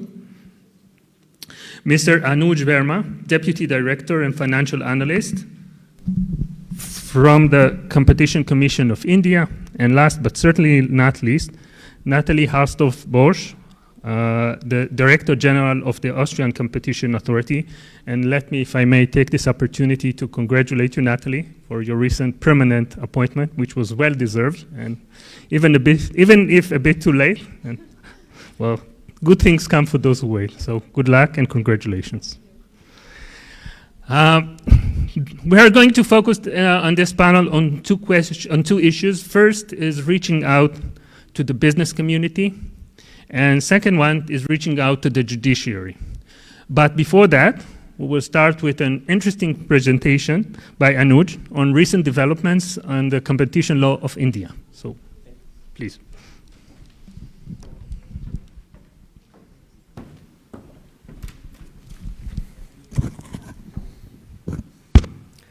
Thank you, Ori. Very good afternoon to everyone. In this presentation, I am going to share the recent amendments which has been made in Indian competition law. But before I start, I want to give a background how we have bring these amendments. Basically, the original Competition Act was introduced in 2002, and there was 2 decades, but it was implemented only from 2009 and fully implemented from 2011. So in 2019, government thought about what the learning we have gained over a period of decade and what are the challenges which the Commission has faced in addressing the new challenges. In order to overcome the future challenges and to make the organization future ready, the amendment was made by the government in the Competition Act. The amendments we can categorize in 2 parts. One is related to the increasing the scope of competition law to bring more activities within its ambit. And the other part is facilitation of the business. We also believe in ease of doing business. So we are creating a balance between the regulation and ease of doing business. I have divided this presentation in 2 parts. One is dealing with the antitrust amendments and one is dealing with the mergers and acquisitions amendment. So first, we are going through the antitrust amendments. The main amendments which are in antitrust area is the imposition of limitation period. Previously, there was no such limit on any parties to file a complaint or information with the Commission. And now there will be a limit of 3 years. If any party wants to file a complaint or information about any antitrust violation, there will be a time period of 3 years only. Beyond that, Commission will not look into any kind of violation.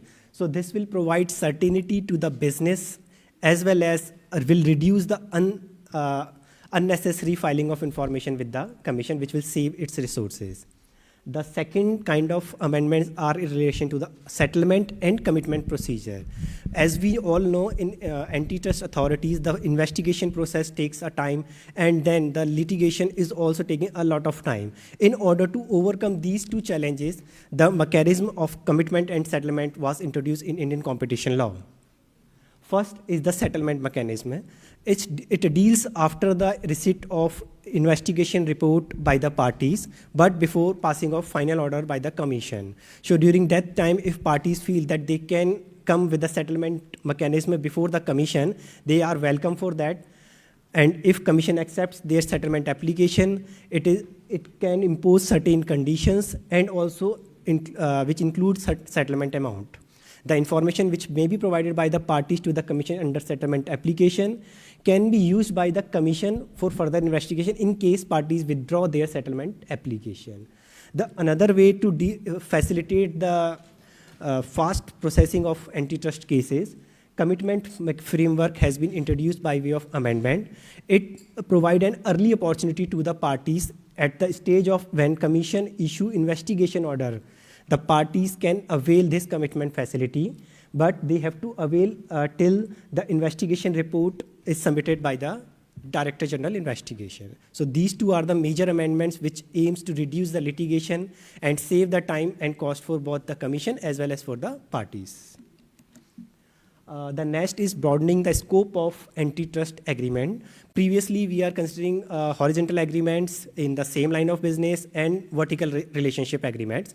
But the word any other agreement has been included, which will cover all non-horizontal agreements in future. So it has broadened the scope of anti-competitive agreement in Indian competition law. Third is introduction of leniency plus. We all are aware about the leniency program in antitrust for cartel detection. In India, we have introduced leniency plus program, which means if a party is under investigation in a particular cartel and it reports another cartel to the Commission in which it is also a party, so then in that case, it can avail the benefit and incentive of leniency plus regime. So this is a new thing. Next, hub and spoke arrangements under the presumptive title of AAEC.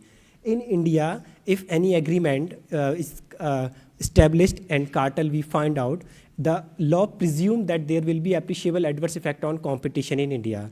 But there was a problem which we are facing, that all agreements cannot be classified between horizontal agreement and non-horizontal agreements or vertical relationship. There may be some other kind of agreements also, and there are some person which facilitate the cartel or anti-competitive conduct. In order to deal with that, a presumptive provision has been introduced which will cover these persons under the presumption. If we find that they are furthering the objective of anti-competitive agreements, we can presume that their conduct is in itself is anti-competitive and we can impose penalty on them. So this is called the hub and spoke arrangements. Then a provision to avoid multiplicity of proceedings. If Commission already decided certain cases under the antitrust arrangement or abuse of dominance, it will not re-enter or re-investigate these cases. This kind of provision has been introduced in the new Act. So the provision which we have discussed are related to the antitrust side. Now we are discussing the merger regime in India. The merger and acquisition activities are going on increasing in India as well as worldwide. Most of the global transactions are notified to the Commission. The timeline, the first amendment which we have made in relation to the timeline, the overall timeline has been reduced from 210 days to only 150 calendar days. The second amendment in this regard is prima facie opinion. Previously, there is only one prima facie opinion which was required to be formed by the Commission. Now the statute mandates the Commission to form its prima facie opinion within 30 calendar days. Otherwise, the transaction is deemed to be approved. So we have drastically reduced the timeline for merger review and mandated the Commission to take a prima facie opinion within a limited time of 30 calendar days. Additional criteria for notifying a transaction to the Commission. Till now, we have seen only the assets and turnover-based criteria to notify a transaction to the Commission or any antitrust authority for merger cases. In India, we have introduced an additional criteria to notify a transaction, which is called the deal value transaction. We have seen a lot of deal is announced on daily basis in media, but they are not reported to the competition authorities, maybe due to the reason of they are not meeting the turnover criteria or the assets criteria. In India, we have introduced the deal value thresholds, which means all deals which are more than 2,000 crore, which means 200 millions, and they should also have substantial business operations in India. It may happen that they may not have assets in India or turnover is very less in India, but their operations may be very high in India in terms of number of users, in terms of number of revenue generated from the operations in India. So there may be different criteria which is to be notified by the Commission through regulations. And it's an additional criteria for notifying a merger deal in India. De minimis exemption in order to further facilitate the business. A complete exemption for small target enterprises has been provided from the merger review notification in the Amendment Act. It was previously by way of notification, but after the amendment, it is a part of statute. Green channel, it's a revolutionary concept, we can say, because in India, we follow statutory filing of notice if a transaction is a merger, and also suspensory in nature, means the parties has to wait for approval of the Commission before they consummate their transaction. In India, we have introduced an automatic approval of combination, which we called mergers, in 2019. It is a first of its kind system for approval of mergers and acquisitions in any antitrust authority. This dispenses with the availability to the parties, who do not have overlap between the acquirer and the target. This was previously through regulation. Now it has been made part of the proposed amendment. Open market purchases, again, previously, if parties wants to make any purchase from the open market stock exchange, they have to wait for approval of the Commission. They have to inform the Commission about the proposed transaction, which may have result in the price speculation or increase in the shares price of the target company, which may again increase the cost of mergers for the parties. By way of this provision, the parties now can, without informing the Commission, without approval of the Commission, can make purchases from open market, and later they can inform the Commission, for which there will be certain regulation. It is a facilitation for ease of doing business and promoting the business to timely close their transaction without waiting for the regulatory approvals. So these are the main changes which we have brought through amendment in India. Thank you. Thank you very much.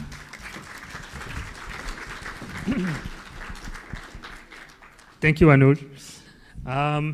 As I said, we will now start our discussion on advocacy, and the first topic would be reaching out to the business community. And I invite Yolanta to kick off the discussion.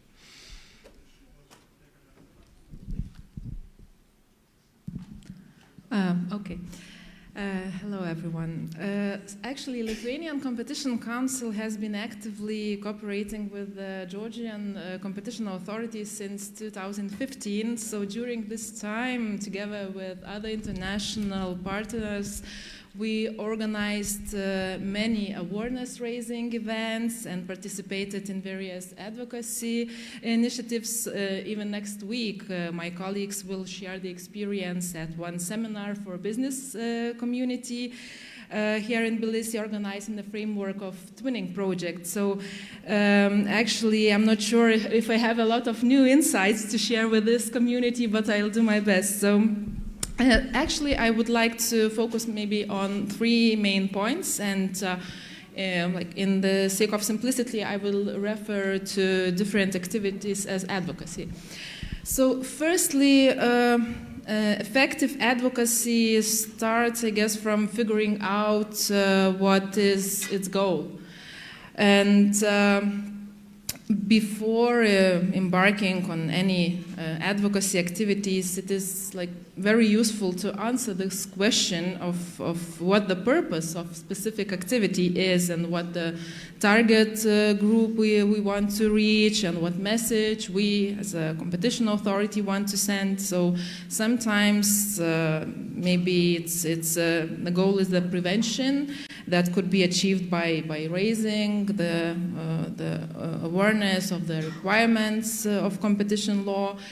Aim of the advocacy could also be, for example, promotion of leniency program or even arguing about benefits of comprehensive merger notification. So clear realization of the goal of the advocacy activities is really important because it determines the form of the advocacy efforts. So let me give me just a couple of examples.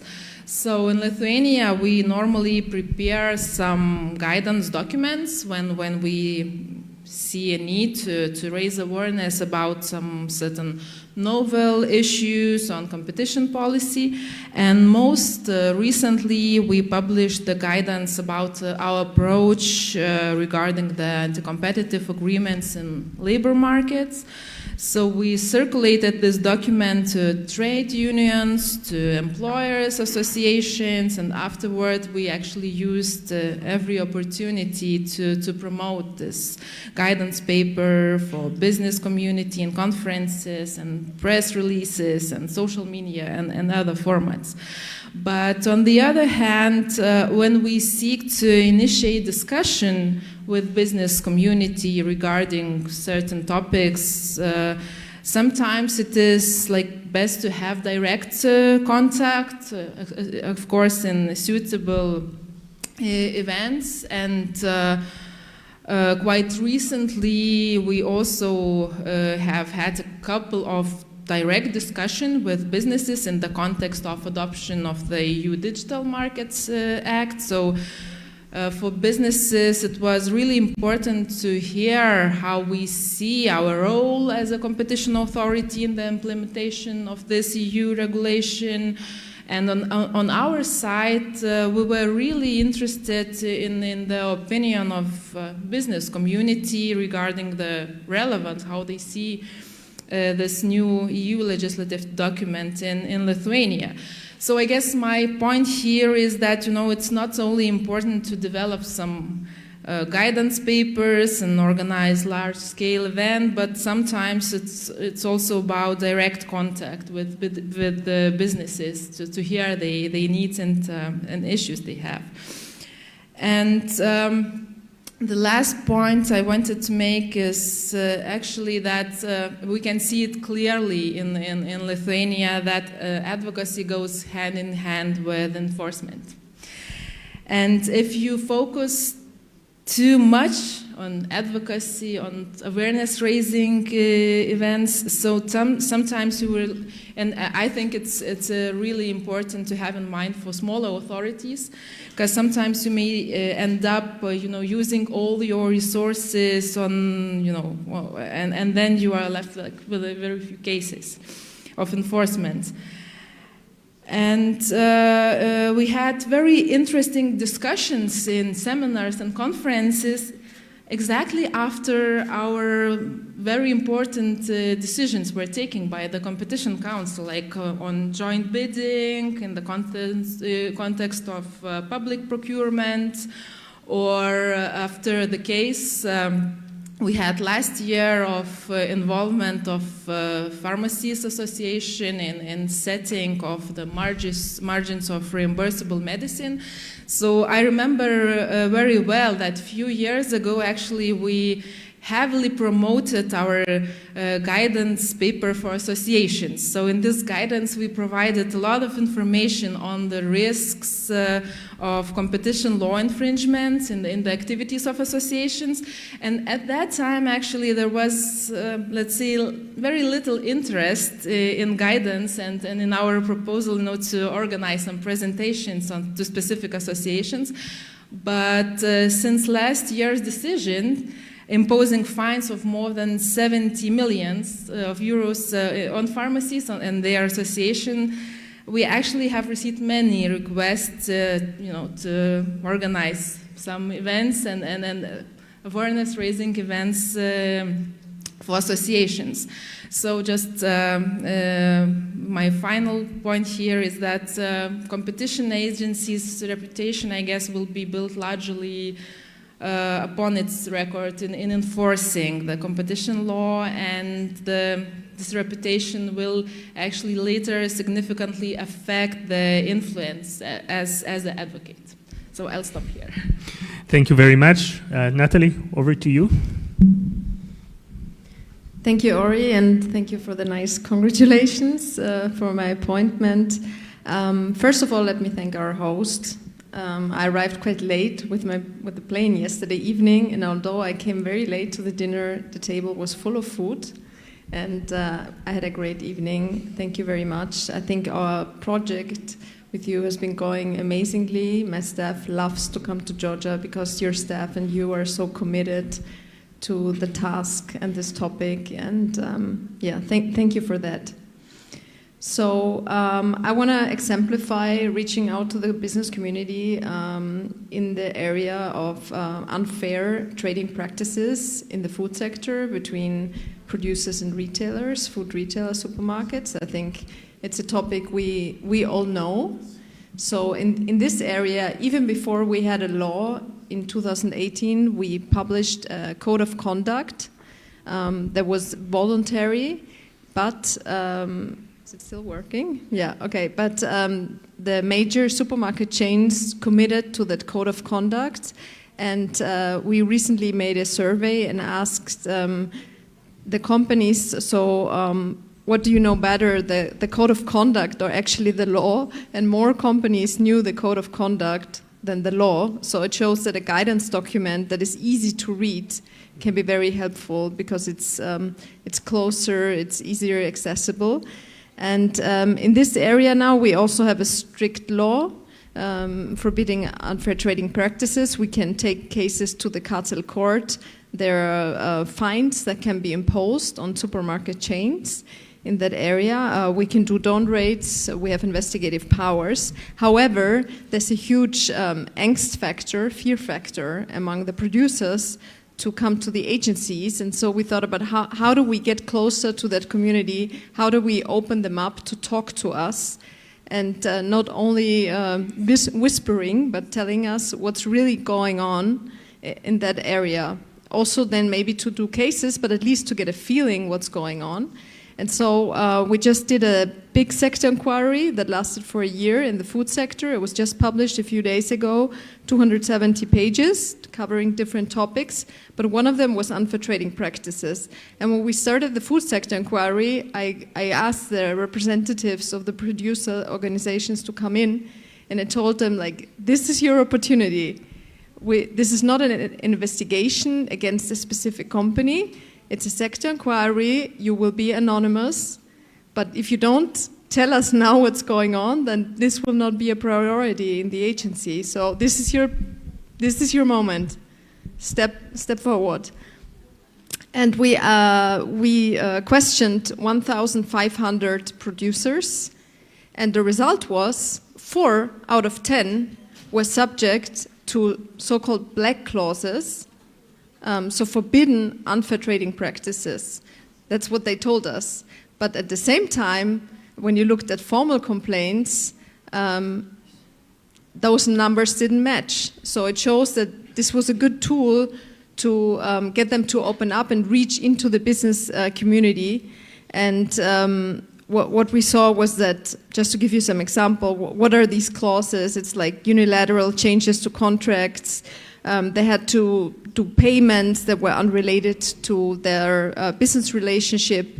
They had to cover payments for quality losses, although they didn't have fault, and so on and so on and so on.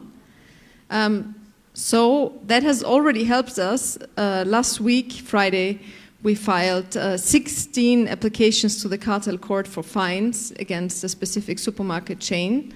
So reaching into the business community has now also helped us start investigations, but also our report is now creating a lot of awareness because now it's publicly being discussed that we have a problem with these unfair trading practices. It's being discussed in Parliament, among stakeholders, in television, and I think this will have a huge advocacy result because now also, of course, the retailers are very much aware that this is a priority. And there was not only the report, but immediately we came into action and filed a case before the court. And I think I will leave it to that, to respect the time set by Ori. Thank you very much, Natalie.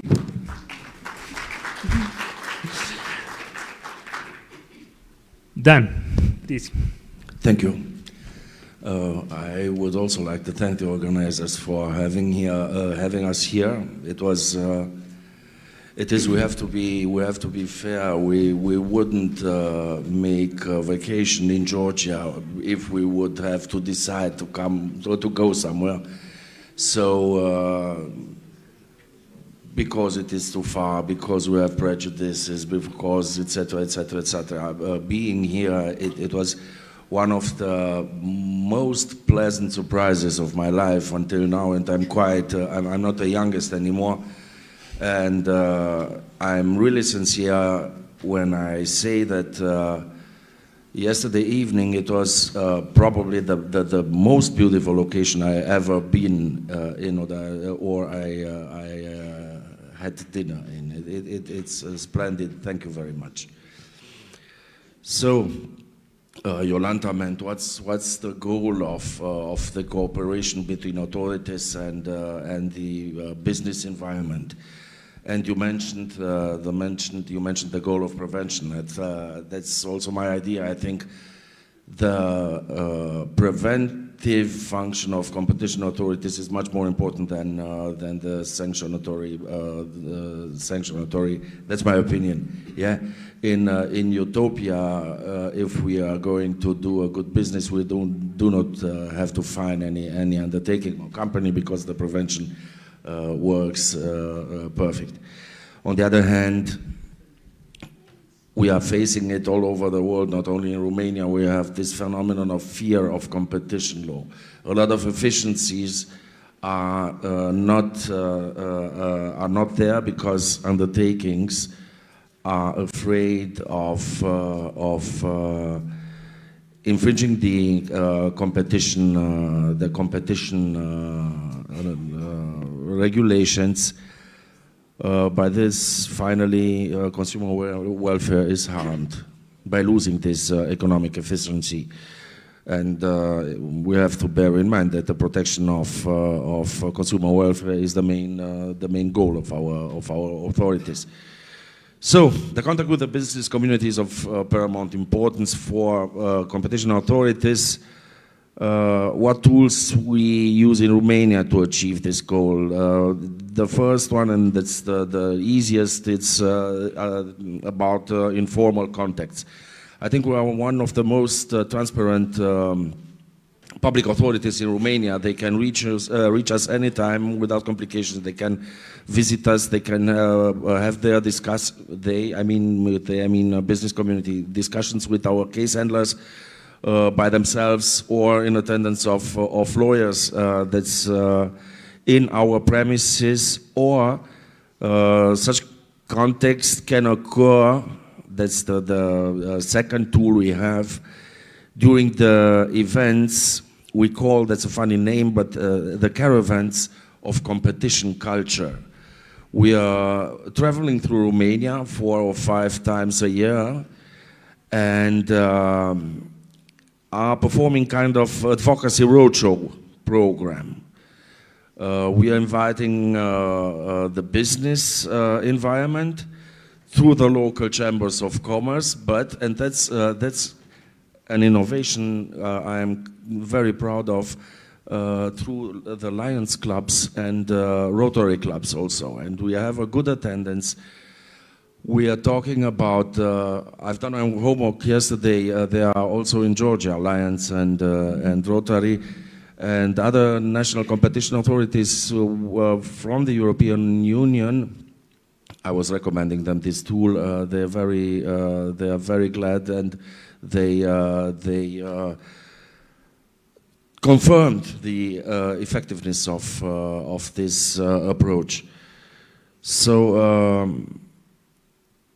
during, and this would be a third way to collaborate with the business environment, during this kind of visit, we were informed that horizontal cooperation, that's maybe a phenomenon all over the world, horizontal cooperation between small and medium companies is, they're reluctant to do it because they are of this fear of competition law. So we are finishing now a study on, and there I want to underline what Natalie said. It's very important to make a traduction of the law in a more common language so people can understand it. We have the horizontal, in the European Union, horizontal guidelines of the European Commission, but they seem not to be enough. So we are performing an in-depth study of horizontal cooperation, of a group of economic interests, of associations, and I mean by association, not a legal person, but any kind of horizontal collaboration between small and medium undertakings. So to give them an instrument to efficientize their economic activity. And last but not least, we are ending a process of adopting new rules regarding the issuance of guidance letters. And that would be it. Thank you very much. Thank you. I would now like to follow up on something that Natalie, you mentioned, and I think Dan followed on that, on the importance of simplifying. And we know competition law can be complicated, and the more you get into the economics, it gets even more complicated. How do you simplify? How do you take these complex notions that we have, for example, for abuse of dominance, and make them, but not necessarily, and make them more accessible to a community, to a business community which is not necessarily composed out of competition experts? And this is an open floor question, so who's ever interested to take the floor is very much welcome. Please, Natalie.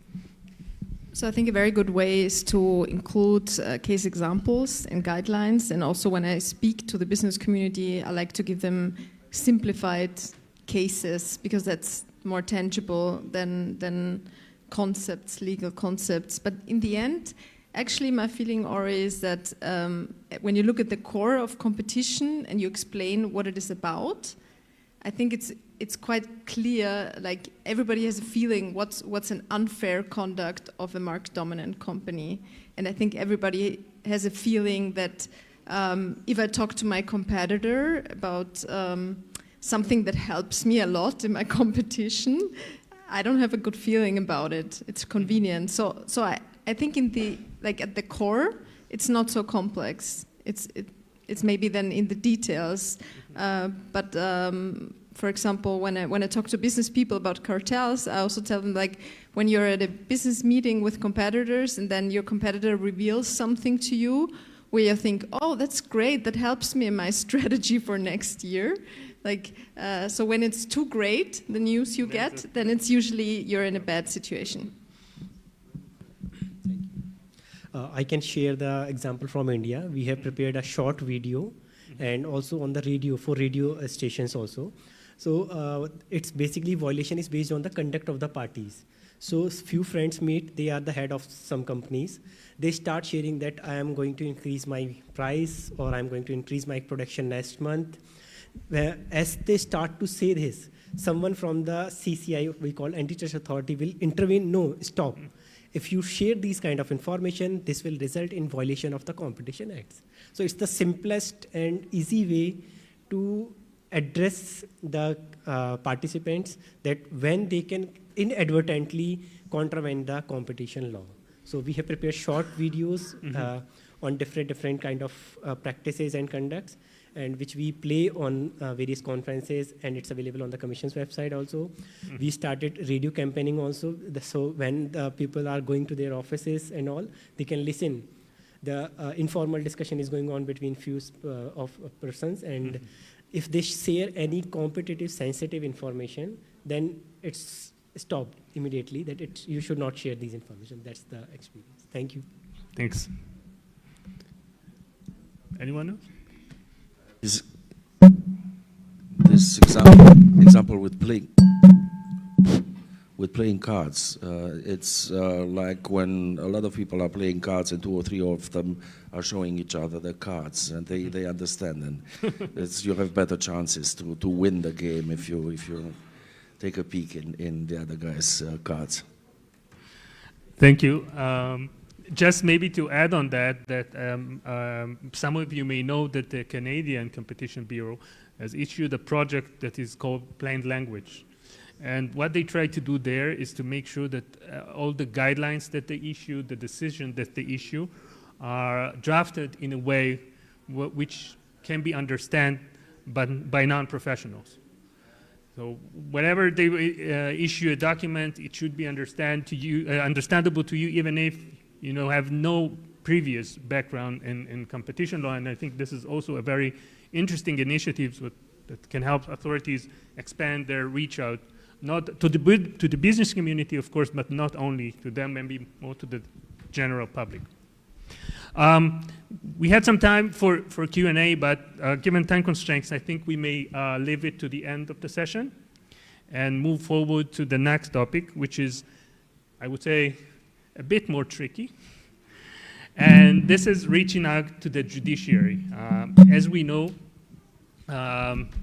speaking to judges outside the courtroom is not very easy for obvious reasons, and judges, rightfully so, are not too keen to do that. Nonetheless, in many countries, judges that hear competition cases are generalists. They hear a competition case today, and a different case tomorrow, and then a different case the day after. And as we know, to grasp the fundamentals of competition law, some background is required. And this phenomenon, the lack of expertise in some cases can lead to under-enforcement, because judges may focus on the things that they know. For example, administrative law. So they're very much focused on the process of the decisions, not so much on the substance. And if this is the case, then there's no sufficient judicial review of the decisions made by the competition authority. On the other hand, it might lead to under-enforcement, in the sense that judges, courts don't understand the importance of competition, tends to overlook it, and then overturn decisions made by authorities too often. So we can, I hope, all agree that having judges better understand competition law is important, is something authorities should consider, but again, not very easy. So to hear from your experience, I would like to give the floor to Natalie. Yes, so maybe as a starting point, saying that in Austria, the competition law judges are particularly important because we follow the US model. We have, the decision makers are the competition judges, and the authority acts as a public prosecutor before the specialized competition court. So they are specialized judges. I think the best signal that we have a good relationship with the judges is that actually we brought a judge with us, Ludwig Meyer here in the second row, who is an expert in competition law. But maybe before I talk about a specific case, 2 more examples. So I think we've managed to have to include also the cartel court in our advocacy efforts. So one example is that I founded the Austrian Women Antitrust Network, and in the board sits a judge from the cartel court. So I think this is a very good signal to the business community. And then also we have a very good advocacy initiative. We organize a student moot court since 10 years, a competition law moot court. and Ludwig Meyer is a part of the judges, and we have another competition judge that will be part next year. So in the jury, sitting in the full robe for the students, and I think this is a nice way to integrate judges into advocacy work of the agency. But maybe just an example of a case where we thought it's important to bring the view also of other competition agencies to the courts. And how do you talk? You cannot talk to a judge in a concrete competition case outside the courtroom, right? So that's difficult. But how do you add another voice to what you're saying as a competition agency in the competition proceedings? So in the sugar case, we managed to put to convince two other agencies and talk to two other agencies that submitted an amicus curiae before our courts, and that was they were both considered and recited in the Supreme Court judgment, and then even in the preliminary reference case by the ECJ. And there was one an amicus curiae by the German Bundeskartellamt. Maybe not so surprising because it's our neighbor, but also the Department of Justice submitted an amicus curiae in our case, the U.S. Department of Justice, and I think this was very helpful because in this case it was about a very basic principle of application of double jeopardy, nebis in idem, in competition law proceedings where you have different jurisdictions prosecuting a case. And here it was very valuable for our courts, I think, to get the view of the U.S. jurisdiction where they have dealt with these issues between federal and state enforcement for a long time. And I think it did make an impression. So this is an example how you can reach out to your judiciary through maybe another agency. Thank you. Thank you very much. Dan, over to you. Thank you.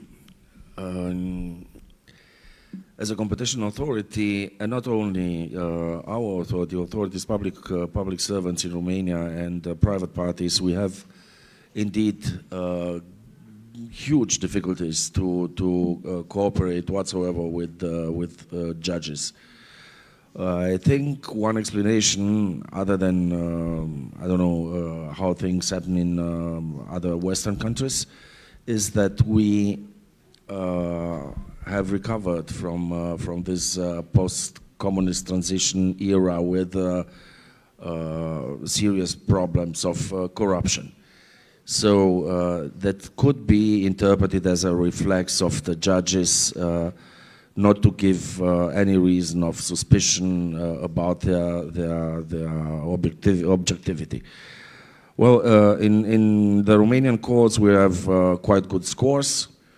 That is not because we are cooperating with them, with the judges, but it's, I think it's more the phenomenon you described. It's about the generalist judges who give us some sort of presumption of legality. The public authority is doing a good job. And if you don't have any obvious procedural mistakes, the decision is barely controlled with respect of the merits. So what are we doing in Romania? We, as a competition authority, the judges are required to participate periodically in training programs.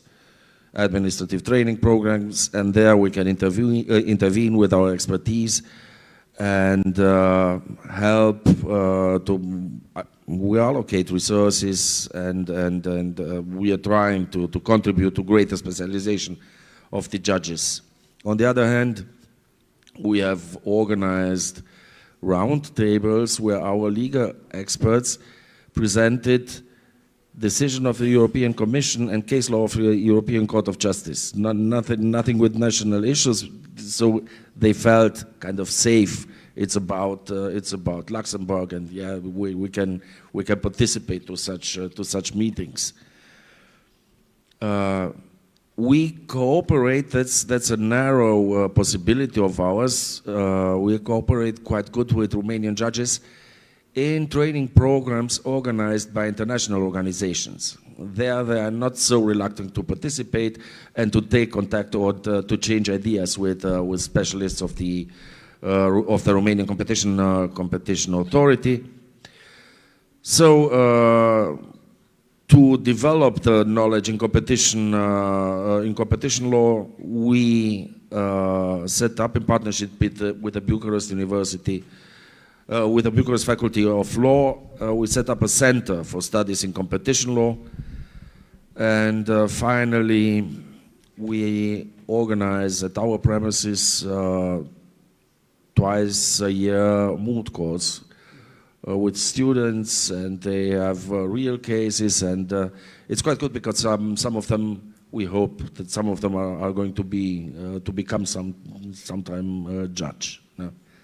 That's our experience in Romania. Thank you. Thank you very much, Jolanta. Yeah, reaching out to judges is really a subtle topic, but there is still, I think, some scope for actions. And very similarly to what you mentioned, Dan, actually we also have some type of cooperation with our judiciary. And actually last month we had a meeting with our judges from the Vilnius Regional Administrative Court, and this is the court where hearing competition cases in Lithuania. And actually, what we heard during this meeting was that the clear expectation that the competition authority actually would contribute to the training of judges. And let me give you a little bit more of context why there is such a need for this training. So up to now, competition law cases actually were dealt with in the first instance only by one regional administrative court in Vilnius. And now, starting from the beginning of next year, so the system of administrative courts will change. And that means that competition cases actually will be able to enter the administrative court of any region in Lithuania.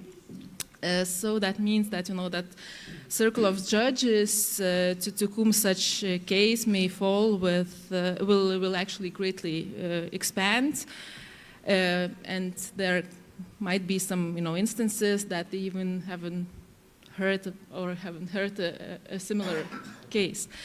So in such situation, of course, we gladly agreed to contribute to the organization of the training, but actually we're thinking about doing it together with the university. It's very similar to what you mentioned, just in order to eliminate any possible risk and to make the discussion broader. And of course, we will not talk about any specific Lithuanian cases. But for me, the signal was very clear that, that there is this need for judges to expand and to have this possibility to have more discussions and more training on competition issues. Because they really mentioned that, when we get the case, especially like prohibited merger or something like that, so this is a real headache, because you have the case like this like once a year or even in 2 years. So that means, that you cannot really be very good specialized in cases like that. Thank you very much. Anuj? In India also, we use the advocacy mandate of the Competition Act. We reach out to the judicial academies where the new judges get their training. Commission has also prepared a modular for training of judicial officers as well as the administrative officers, since they need to educate and implement the competition law. In addition, we passed the orders in which the Commission tried to use the simplified language, clearly mention the contravention and how we have arrived at that contravention. So orders of the Commission in itself are the speaking orders, which make everything clear. Second, the appealing authority in India against the orders of the Commission consists of judicial member as well as the technical member.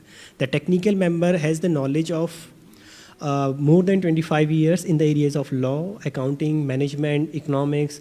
So there is a mix of judicial as well as technical members who are hearing and educating the orders against, appeal against the orders of the commission. So this is how we are feeling, and above that there is only the Supreme Court, which is the apex court of the country.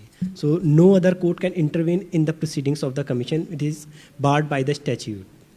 So this is how we are doing in India. Thank you very much. And as a follow-up, I would like maybe to put the spotlight on a point which at least I believe is the most complicated one. For judges being, well, lawyers in background, which is the economic analysis. As we know, in not all competition cases, not necessarily in cartels, for example, but in many competition cases, mergers, abuse cases, verticals, economic analysis matters. And when authorities need economic analysis, they have their economics team. When private firms need economic analysis, they bring on consultants. For courts, it's a bit more difficult to do. So how would you advise a court when it comes to understanding and be able to do economic analysis in competition cases? And I know it's a tough one, so if you need a minute to think that. Great. Thank you, Natalie. So, so what the Austrian cartel court does is they outsource. So they appoint an economic expert, usually a professor of an Austrian university or often also a German university, so there are really no limits. It's a very well-paid job, by the way. So you can get like, we had a merger case, I think it was like the economic expert got like more than €500,000 for the expert opinion. So it's a very good job. But usually these opinions are quite solid, so they select very good people for that. And then we as a party to the proceedings, we can of course ask questions to the economic expert, we can bring in our own economic views, but the cartel court relies quite heavily on that expert opinion, so they outsource it. Interesting. Anyone else? I mean, I'm not sure that a solution that is available in many jurisdictions. We don't, in Romania, we don't have this kind of resources. It is really a problem because we have quite few good professors for economics, and they are indeed well paid, but by cartelists or by abusers of the dominant position, and we cannot compete with them because they have, they paid, recently our legal department told me they have an expertise accountancy or something like that for 80,000 euros. That's a huge amount of money which a public body in Romania wouldn't have at his disposal. That is, if there is any kind of solution, then it's the training of the judges, but not during the university, not even during the specialization as a judge, but within administrative courts, those kind of judges who deal with economics. I have identified this solution during some discussions I had with a judge, informal discussions. We are kind of colleagues in the kindergarten. So she simply had to talk to me, and we identified this solution, but they do not do it in Romania. So that it is really a big problem, not for competition authorities, but for the subjects meant by our decisions. Yeah, maybe it's not advice for judges, but maybe what could be done from the side of from the authority. So sometimes we actually considering using our economist staff as an experts in cases. I'm not sure whether it's really helpful to the judges to decide, but we had a couple of cases, and I can mention at least one where I think that this had a pretty good result, because we in one case, an economist from the Competition Council, who was also a member of the council at that time, explained the theory of harm within the specific case at the court hearing, and he was also a university lecturer at that time and had a PhD, so I don't know whether it had to do something with his reputation or his ability, to explain difficult things in plain language, but the court actually accepted our position, but I think that it was very helpful for judges to hear not only from lawyers that that there is an infringement, that there is like theory of harm, like this and that. So it was a case on information exchange. Mm-hmm. But I think it was very persuasive that that economists really having this good background telling that this is really how it works, like businesses and prices, what influence could that have. And I think that was also helpful for judges, not only for the authority in this case. Thank you. One final question before we move to questions from the audience. Moving now to maybe to even more complicated area. When you talk to competition authorities, you often hear that they are not happy with the sanctions courts are imposing. Maybe not everyone. They can always impose higher fines, and this is a bit tricky because unlike the previous topics we've discussed, when just expanding the knowledge of courts about competition law, you're not pushing them into any certain direction. They have the knowledge and then they can decide. When focusing on sanctions, you are theoretically pushing them in a certain direction, in the direction that from the authority's perspective is the same direction of the authority. So my question is, first, do you do that? And if the answer is positive, how exactly? And again, it may be a tricky one, so. I think I'm out of this because our courts are very strict on cartelists, and especially the Supreme Court. The Supreme Court has given signals in cases even to the cartel court, up. So I think the best example is the fine against the supermarket chain Spar, which also operates, I think, in Georgia, where the Supreme Court increased the fine from 3 million, that was the cartel court, to 30 million by the Supreme Court. So I think that's a pretty good sign. Yeah. So we have to be careful when we negotiate settlements as a competition agency, that we are high enough, because we might face criticism by the courts. Mm-hmm. So it's a bit different. Yeah.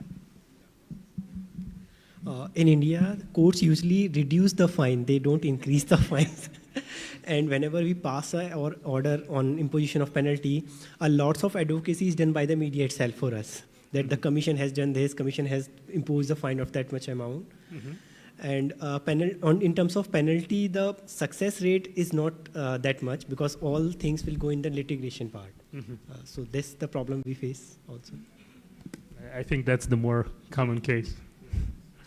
So in Lithuania, the competition authority is imposing the sanctions. Right now we are more on the side that our fines are too high, or at least the businesses see it as too high. So we don't have a problem of being too soft in our cases, but when it comes to court cases, usually we are able to convince the courts that the amount of fine is at the proper level in a specific case. And of course, there are some instances where the fines are a little bit lowered by the court, but not very significantly. So our policy is still in the direction of being quite strict when we already establish infringement. So the fines are usually quite high. And as I mentioned earlier, this usually gives us an opportunity to reach out to businesses and the different other occasions, because they are really willing to listen of what we have to say in order to, to avoid all that risk of infringement. Enforcement is the best advocacy tool at the end of the day. In my opinion, maybe not always, but it's really interdependent, and I've seen it in practice. It's really like that. Thank you. About sanctions, we have also kind of severe, drastic sanctions in Romania. As I've already mentioned, judges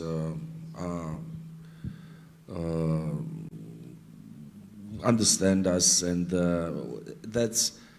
they do not crush our decisions sometimes, but rarely they consider that we hadn't bear in mind some mitigating factor or something like that, and the sanction becomes only a little bit lower than our initial proposition. But I have a question to Natalie. How do you ensure that the companies are fined? Because we fine them, and it's kind of a fiscal regime. There we take the money, and during the process, the money is in the pocket of the Romanian state.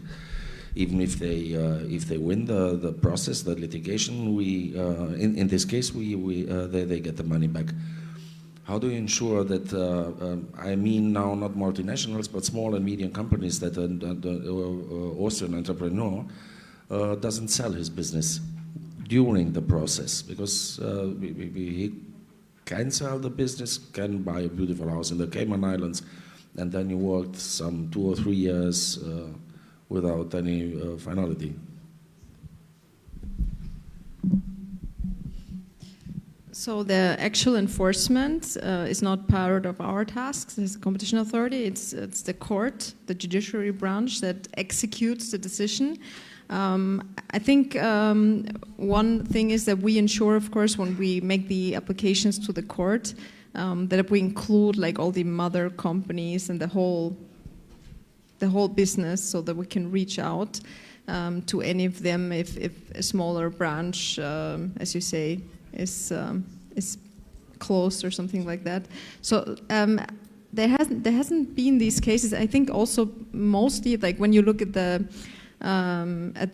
justice scoreboards in Europe, our proceedings are quite quick in Austria, so they usually don't take a long time. I think that's maybe part of it, but maybe it's also a question of compliance culture, because we haven't had this kind of behavior. I cannot recall a case where a company really left Austria to avoid paying a fine. Thank you very much. We still have a few minutes, so I would like to open the floor for questions on the first or second part, please.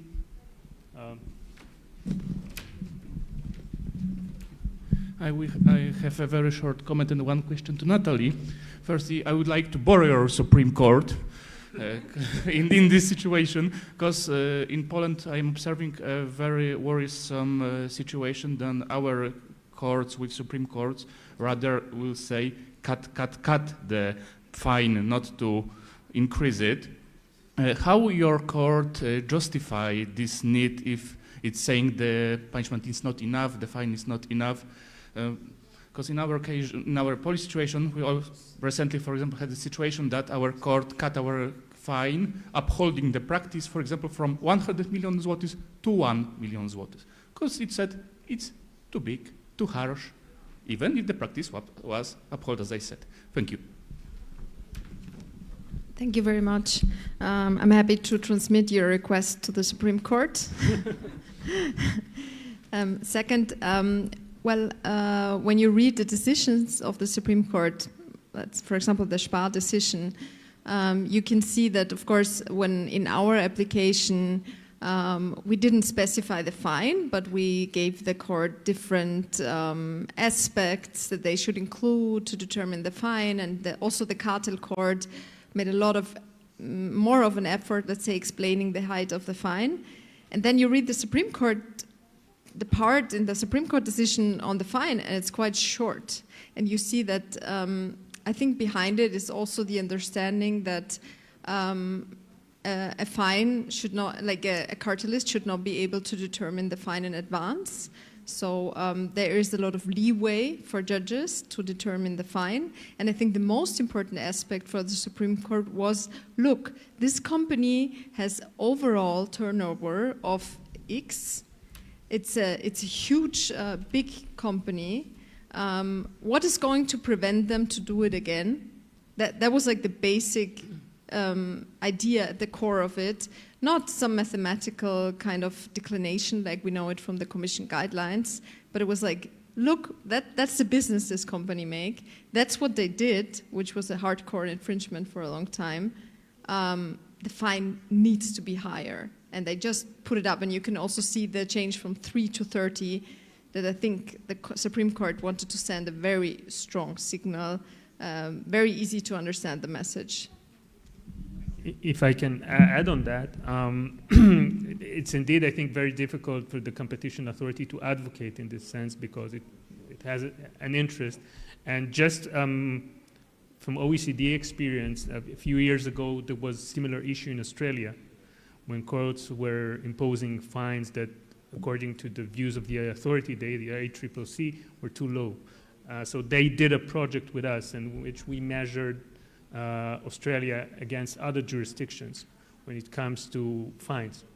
And we issued a report that indeed showed that, relatively speaking, I mean, using international benchmarks, the fines issued by Australian courts are low.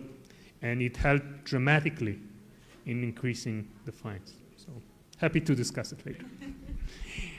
We have time for one last question, if there is any. I see that there's one in the back.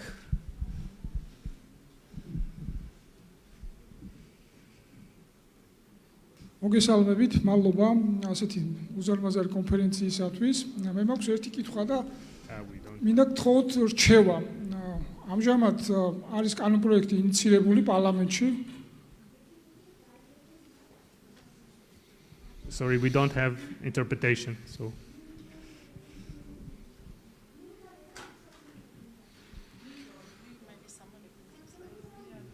Maybe someone can translate? I mean, you need.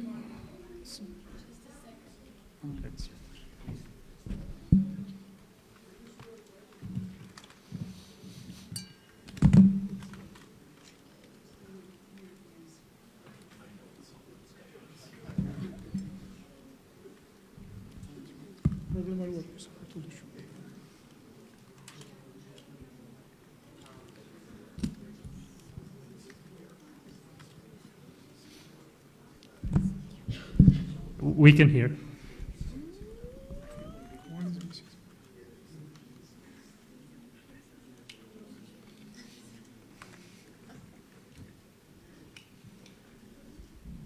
Okay, please go ahead. მოგესალმებით, მადლობას მოგახსენებთ ჩამოსვლისათვის, დასწრებისათვის, კონკურენციის სააგენტოს დიდ მადლობას მოვუხდი ასეთი დიდი კონფერენციის მოწყობისათვის და მაქვს ერთი კითხვა და რჩევა მინდა კითხოთ. დღეს მდგომარეობით საქართველოს პარლამენტში არის ინიციირებული კანონპროექტი, სადაც წერია, რომ ჯარიმები დღევანდელი მოდელით ბრუნვის 5%-დან იანგარიშება, მაგრამ ცვლილებების შესაბამისად ბრუნვის მაგივრად ჯარიმები უნდა იანგარიშებოდეს შემოსავლით. შემოსავლით და შესაბამისად განმარტების მიხედვით შემოსავალი არის პლუს, ანუ მოგებას პლუს გადასახადები. როგორც ხვდები, შესაბამისად ბრუნვა უფრო დიდი მოცულობის არის, ვიდრე შემოსავალი და პლუს შესაბამისად, რაც არის მოგება პლუს გადასახადები. რას გვეტყვით, რას გვირჩევთ? სწორი პოზიცია ისწრება თუ არა თქვენი გამოცდილებიდან გამომდინარე? მაინტერესებს. დიდი მადლობა.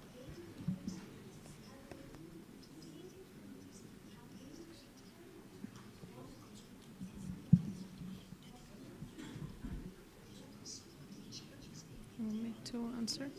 Sure, go ahead. I can just say from the European best practice, and also I think I share with my national colleagues from the European Competition Network, is that the turnover is the best way to set as a point where you calculate the fine, maximum fine. Why? Because, I mean, how much profit or the margins you do in the end, it's something that can be manipulated more easily. And I think it will become a very complex exercise for competition authorities if they need to look at the profits and use that. So I think from an enforcement point of view, turnover is a good benchmark.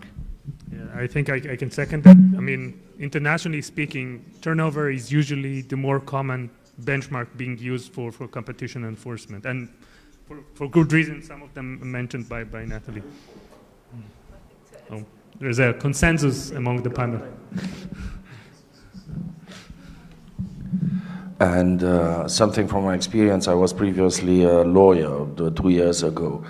If you have a good accountant, your profit is going to shrink or be even negative if you have to pay a fine based on the profit you make. So the most clean and predictable manner to fine is related to the turnover of the company.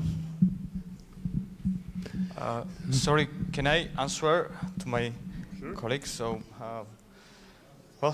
So my name is Ramaz. I represent the Georgian National Competition Agency, legal department. I would like to make some clarification with the question arising from our colleague. So this amendment, which is under the examination in the Georgian Parliament, it is just clarification, the terminology. So the present article of our law was annual turnover, but we clarified that common income because of the amendments of the